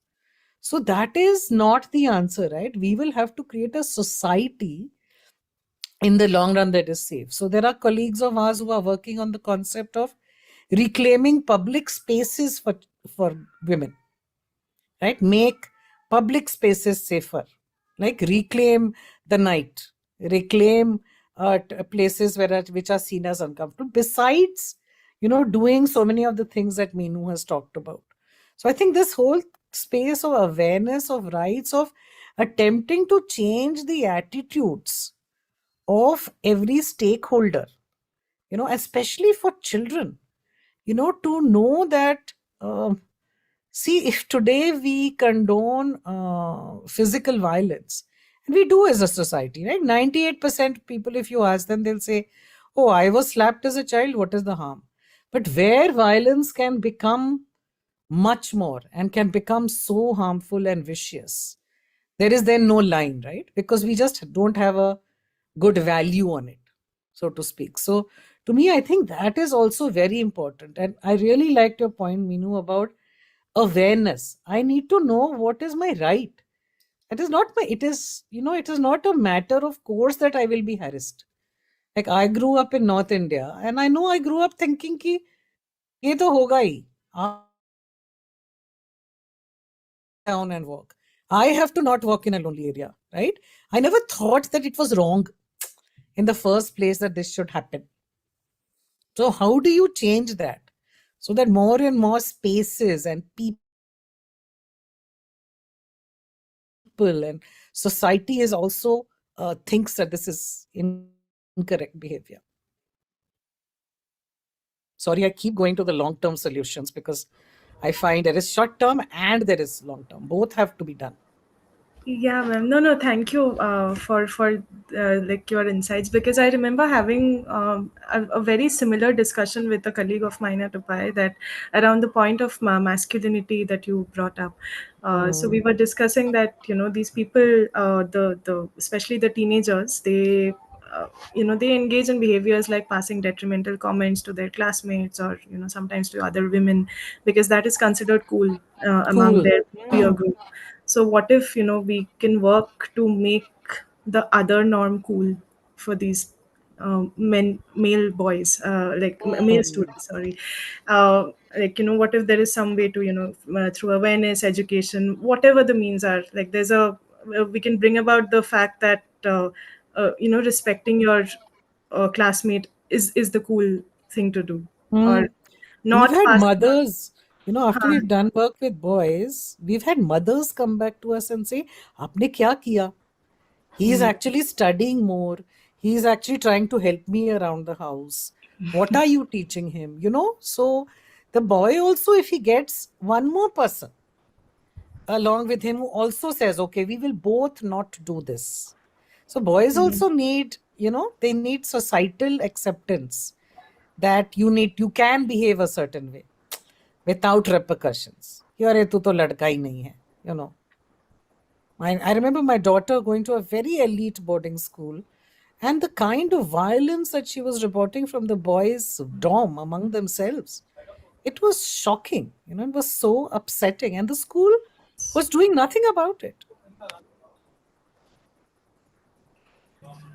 So, I mean, these are, I think these issues are like, they are not restricted to a particular socioeconomic class. It's just across the society. Okay, so moving on, we have come to the end of our prepared section, prepared question section. Now we are going to start with our Q&A section. So this is a YouTube live, and we have some of the audience members have questions for our panelists. We have some of the members of UPAY also who want to ask you questions. I will take the first question of this, and then we can maybe uh, give chances to other people to take up the questions, and maybe we can, if time permits, we will take some questions from our live audience as well. So the first question here, and this is an open question, right? Any of the panelists can take this up. When I in India, it's a very common sight, right? Like when we are sitting in a car in the traffic signals, we see children coming and begging, and I personally feel very afraid, because I don't want to give them any money, because I think that they might be a part of a larger crime racket or an organization which is going on in the back end. And I wanted to know all of your perspectives on this, that as an organization, as being a part of UPAY as an organization, how do we tackle the issue of organized crime behind child begging at traffic signals, and what can we do to safeguard individuals in these situations?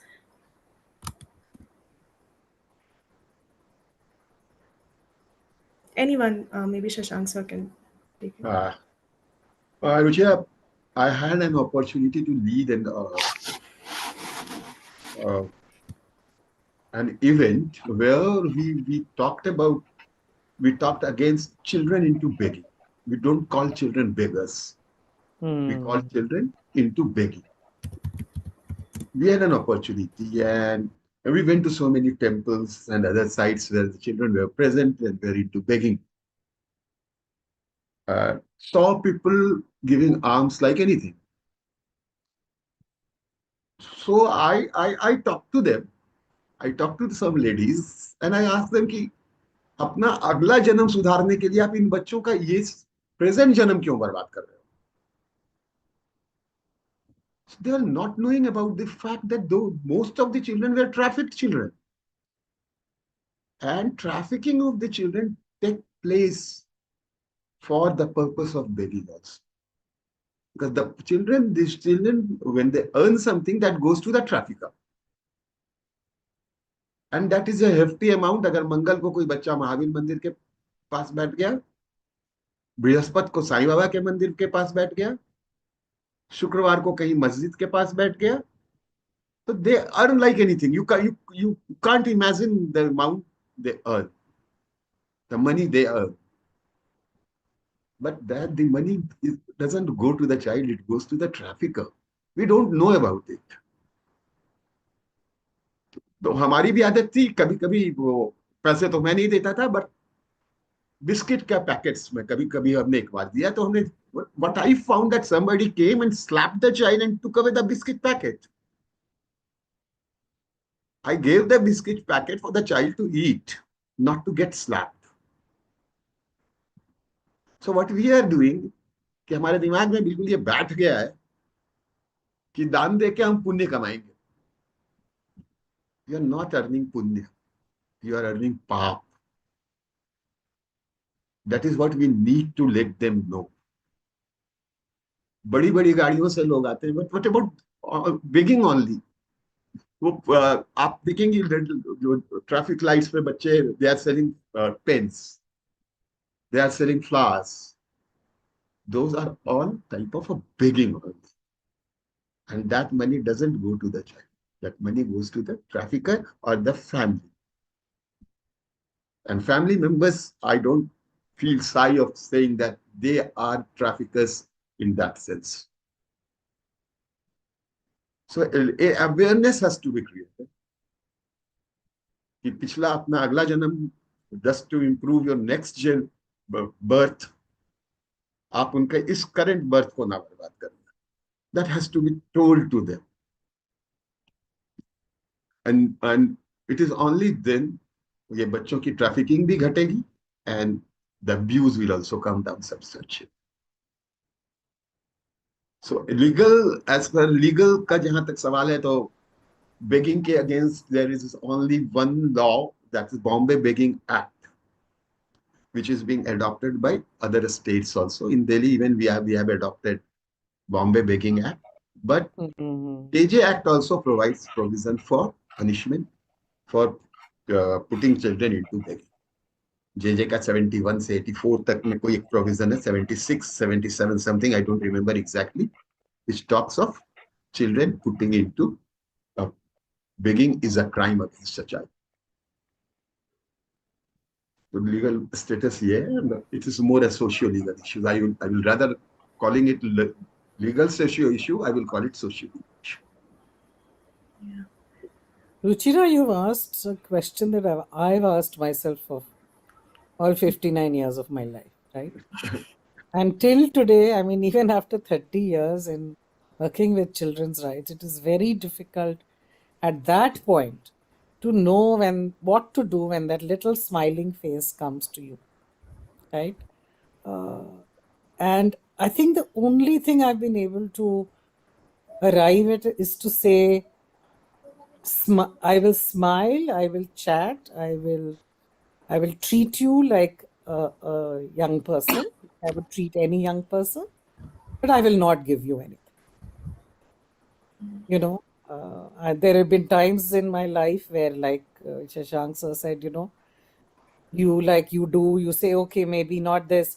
Okay, let's go get a sandwich. Let's go get ice cream for you. But we really don't know what is happening, and unless I mean, I'm going back to my quotation at the beginning. As a society, why are we not bitterly ashamed that our children are being made to beg at signals? And many times you will see children, they're wearing the school uniforms. So they've been to school, and they are so, we say, oh, we'll send them to school, then we make sure they're not begging. But sometimes it's just an additional income. The family says, chalo, as Shashank said, like, as long as people will give, people will ask. It's a very hard question, and you don't see it decreasing. You only, as communities are getting more and more migratory and, not able to sustain themselves in rural. So the long-term solutions for this is our economic, our, social, our political. It's very, very difficult. I remember for myself, the worst moment in my life was I lived for a very little while in Delhi. And in winter, there would be naked children begging in the middle of the night because whoever their traffickers were assumed that people would feel sorrier and give more money. I mean, it was just I can never forget that moment. But it is very difficult to know what to do.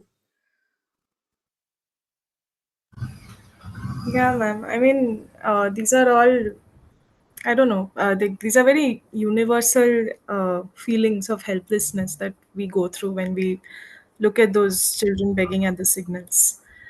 One important thing, Ruchira, somebody said to me, when saying, what do I do? I teach my child. I think is to teach our children to be empathetic, is to not avoid the issue, is to not say, "Arey, ye bacche gande hain, inko," or ignore, roll up your window. That I think is important, to humanize them and to make sure that it is there in your practice as a parent, as a family member, to encourage people to just be human and to treat them better, I think. And not be, so many foreigners come and they ask us, you all are so desensitized. So stop being desensitized, refuse to be desensitized. Yeah, I am going to be angry. I am going to be sad. This is wrong. Yeah. Sorry, I'm not able to put on my video because my video has fallen like 25 times now. No, that's perfectly okay, ma'am. We'll go on to the next question. I think Nitin has a question for the panelists. Please go ahead, Nitin. Thank you, Ruchira. So again, this is also an open question.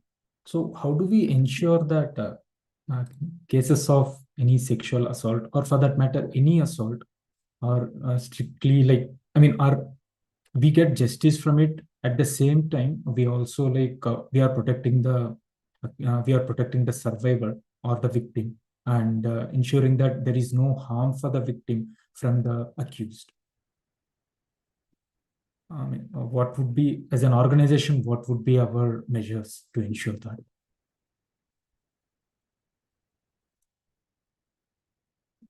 So maybe, Pooja madam, if you have any experience I have pursuing. experience, though I think this is very legal. But the experiences we've had have been more in saying, for example, so the POXO is wonderful, right? And Shashank, really, it's something that has given an instrument to all child rights. I remember the days before POXO where everything had to be done by how much we knew or what practice we had or whatever. But the whole construct of protecting identity, ensuring that courts are protecting identities. We have seen cases where the police is arresting the abuser and the child and putting them in the same police van.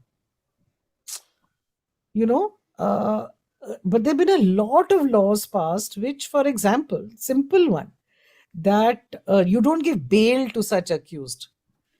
So then there is less fear in the family, for example. This was got by a writ. Somebody went to the Supreme Court and got it. That, because they realize that people just get they get out on bail, and then they don't want to rush the case to be closed, right? The other thing I think that somewhere we have to do as organizations is do what the law cannot do, which is witness protection. If the court counseling doesn't work, if the appointed counselors don't work, then ensuring that kind of counseling and work is done with the child. So as organizations, there is a set of things we can do to protect. Like, we realized we had to actually we had to spend money on witness protection, because otherwise people would just get, they would just fall off the radar. And there's a huge problem with, for example, you have to do a lot of work on police training, because the police is either not aware, or they say they are not aware, or the juveniles police is not in place, or they are so insensitive. I've seen policemen tell, we were working with missing children in Delhi, and the policeman turned around and told the mother, "मेरे को पता है तू ही बेच के आई होगी. I'm not going to register the FIR." So to ensure that FIRs are registered, to ensure that people are protected, that families who are taking back their child are given protection. And actually there is provision for everything. There's supposed to be an individual development plan for each child who is rescued, so that there are a set of people looking out for her or him. Let's say that child has been taken back to a village, right? So there has to be, I think all of that can be done a combination of societal as well as organizational measures.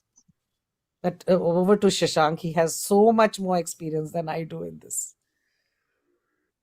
You see, we have been working and working hard. I don't say that we have succeeded in it. Yeah. But we need to work further for society-based child protection mechanism. Absolutely. Because we can't say, going on and saying that the government is not doing so, police is not doing this. Because of anybody's mistake, who is a sufferer?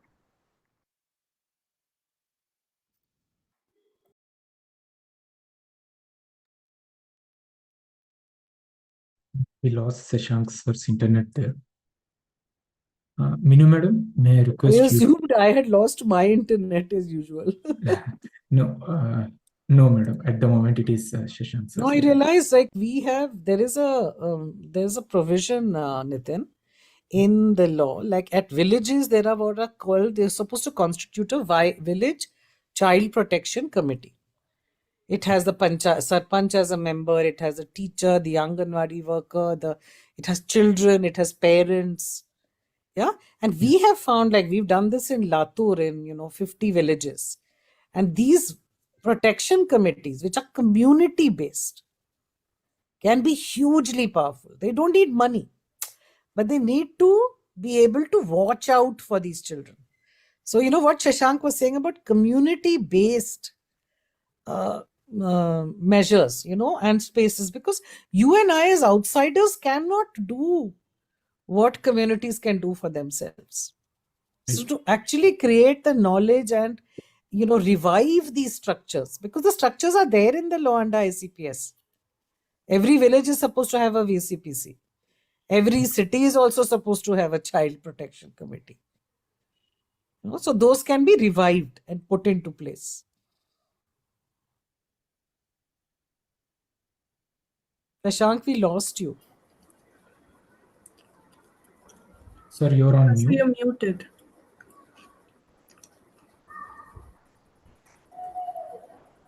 Yeah. So sorry, there was a problem. There was some problem with the network. Now I've got it fixed. So what I mean to say is the solution maybe it may sound euphoric, but even if we can provide, we can establish 50% of society-based child protection mechanism. 90% of the problems of our children will be taken care of. So this is what I say कि बच्चा मेरा है, responsibility मेरी है, and I have to take care of the child and develop a system. We have a missing children issues in countries like America, but we don't have missing children issues in Japan. Why? Because in Japan uh, you have because in Japan you have society-based, community-based child protection mechanism. So we need to think, we need to re-strategize our things. And for that, and for that purpose only, I think we have been working for the Panchayati Raj institutions and police. And we are working on a platform which is called Mera Kanun Mera Dost, जिसमें हम अपने बच्चों को बताते हैं, दिल्ली में बच्चों को स्कूल्स में जाके, your best friend is your law, your kanun. So follow your kanun. You will be least in trouble if you follow the kanun. And Thank you. understand it. Yeah. Inu? Hello. Yes, sir, you're Yes. audible. Am I audible? Yes, madam. So, same question for me. That the Yes, earlier madam. one. Would you like to add something to this, to what Seshank sir and Pooja madam have said? Okay, so as per my experience, what I have witnessed here in Jammu Kashmir, मुझे लगता है कि जब बच्चों को मतलब बच्चों को जैसे सर ने बोला कि दिल्ली में देयर इज अ प्रोविजन कि नो योर लॉ, मतलब अपना कानून जानिए, that will help you ultimately. तो मुझे लगता है कि इस तरह की अगर पूरे इंडिया में फॉलो हो जाए, क्योंकि there are so many laws, we can not deny this fact. In our country, there are so many laws. POXO is such a strong piece of legislation. POXO rules here. Unfortunately, lack of implementation is also the reason कि child abuse होता है, child sexual abuse होता है, reporting नहीं होती है, क्योंकि कहीं ना कहीं इम्प्लीमेंटेशन नहीं होती है। और इम्प्लीमेंटेशन ना होने का एक रीजन ये भी है कि अवेयरनेस की कमी है।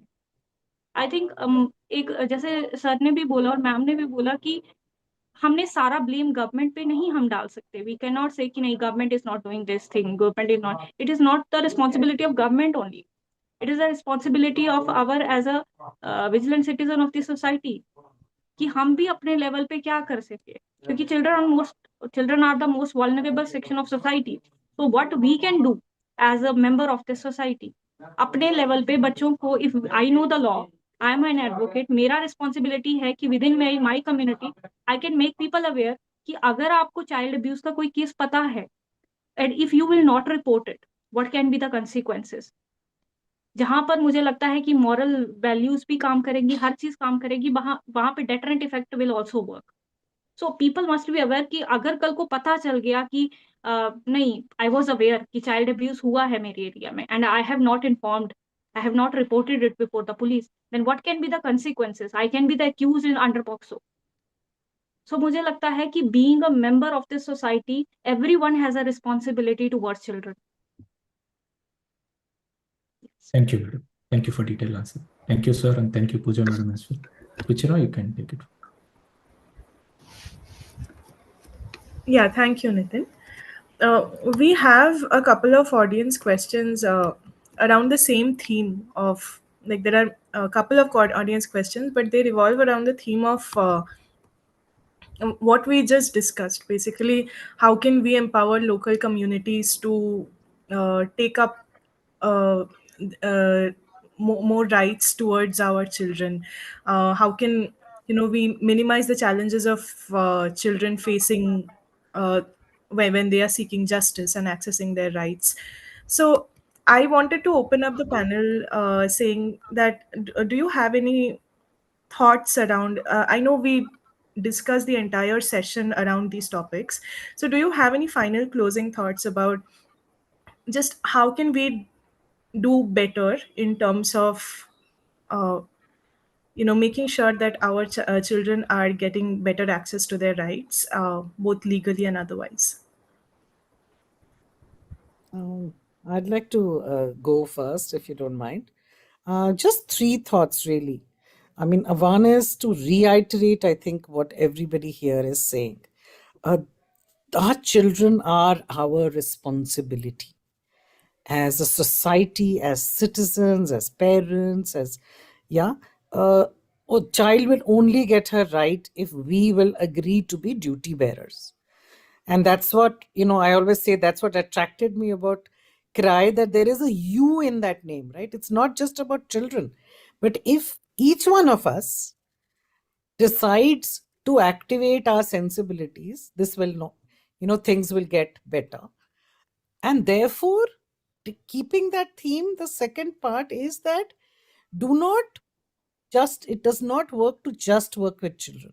We must work with the stakeholders on their awareness, on their, I mean, with parents, it could be not just, how to be better parents, but also what are the rights of your children? What is your recourse to law? Which are the authorities where you can go? And where is it that you can participate? So, if you are a villager, if you live in a community, make sure there is a child safety committee. Make sure there is a committee that looks out for the vulnerable children of your. So, whatever initiative we take or whatever work we do, we must always make sure there are community based safety mechanisms. And we can bring in, I don't think, I find when we actually work with authorities, you will find there are people who want to work. They want to enjoy. I mean, there are policemen who want to make sure the children are safe. Everybody is not evil, you know. So I think to learn to trust, and that most people are good people inside them. And how do we evoke that?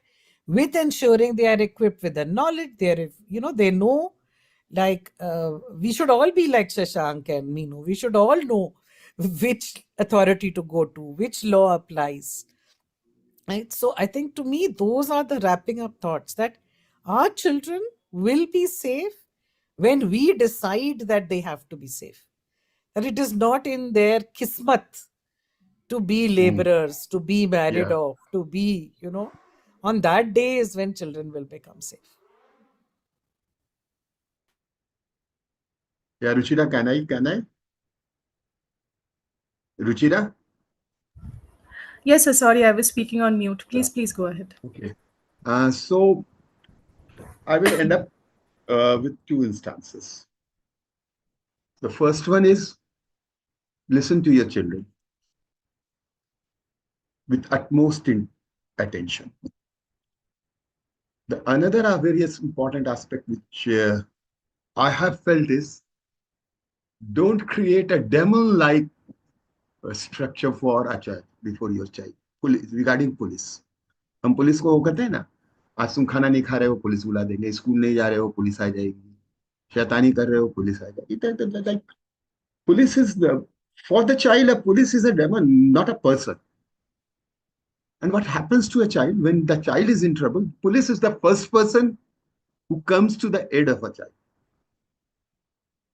And in that process, बच्चे को ये लगता है ना कि इस राक्षस के पास जाने से तो अच्छा है कि वो ट्रैफिकर जो बगल में खड़ा है वो हमको बॉम्बे ले जा रहा है, चलो बॉम्बे चले चलते हैं. And the whole life is lost. Make police a friend of your child.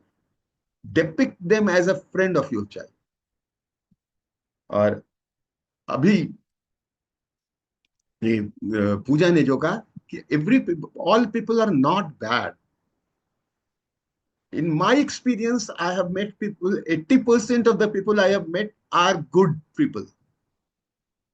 They know their responsibility. It's only the way you need to let them know. I go to many police training centers. Once I will not take the name of the center. Once I went there, I peeped into the room and saw that all the police officers were up to the rank of SHO and बिल्कुल जो कड़क कड़क police officer type के लोग थे. And I decided कि अगर हम if I say that a child below 18 years of age doesn't commit a crime, some crime will be committed against me. So I told them कि मेरा बेटा है बहुत शैतान है, ड्रग्स लेता है, चोरी करता है, and every wrong thing, every bad thing he does. What will you do? He's less than 18 years of age. Every police officer said, we will arrest him. And I said, how come you arrest a child below 18 years of age? नहीं sir कर लेंगे. हमने भी कहा कि I know आप कैसे कर लेंगे. Then I said, by the grace of God, my son is a very good child. It's absolutely delight. So what about your child? Suppose मेरे चाइल्ड जैसा बदमाश आपका बच्चा हो जाए तो आप क्या करेंगे? Nobody said, no police officer said कि अरेस्ट कर लेंगे. Someone said कि उसको दोस्ती हटा देंगे. Somebody said that send him to the hostel. Somebody said that I will take away the motorcycle, the bike with the child. मैंने हर बाप का दर्द छलक गया. Then I said, मेरा बेटा तो जेल and आपका बेटा तो reform. And what is Juvenile Justice Act? The basic feature of Juvenile Justice Act is reform. You are practicing Juvenile Justice Act in your home. Why can't you practice Juvenile Justice Act with my child? And from that day till this day, I am invited to address police officers in every such sessions related to child rights. You need to let them know, let them feel about the law. हम लोगों ने law को बहुत complicate कर दिया है. We have to make it straightforward. Thank you.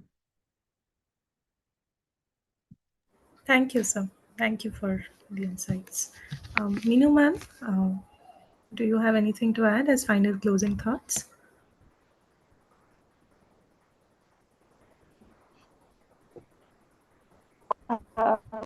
मैं बस यही बोलूंगी लास्ट में कि आई गेस मैंने बताया कि there are so many laws. POCSO is such a strong piece of legislation. We have a provision under the POCSO act as well as under the POCSO rule कि there must be a curriculum. मतलब state का ये responsibility है कि वो awareness के लिए school curriculum में ऐड करे. मतलब प्रिंट मीडिया के थ्रू या फिर जैसे हमने देखा we have this Beti Bachao Beti Padhao scheme.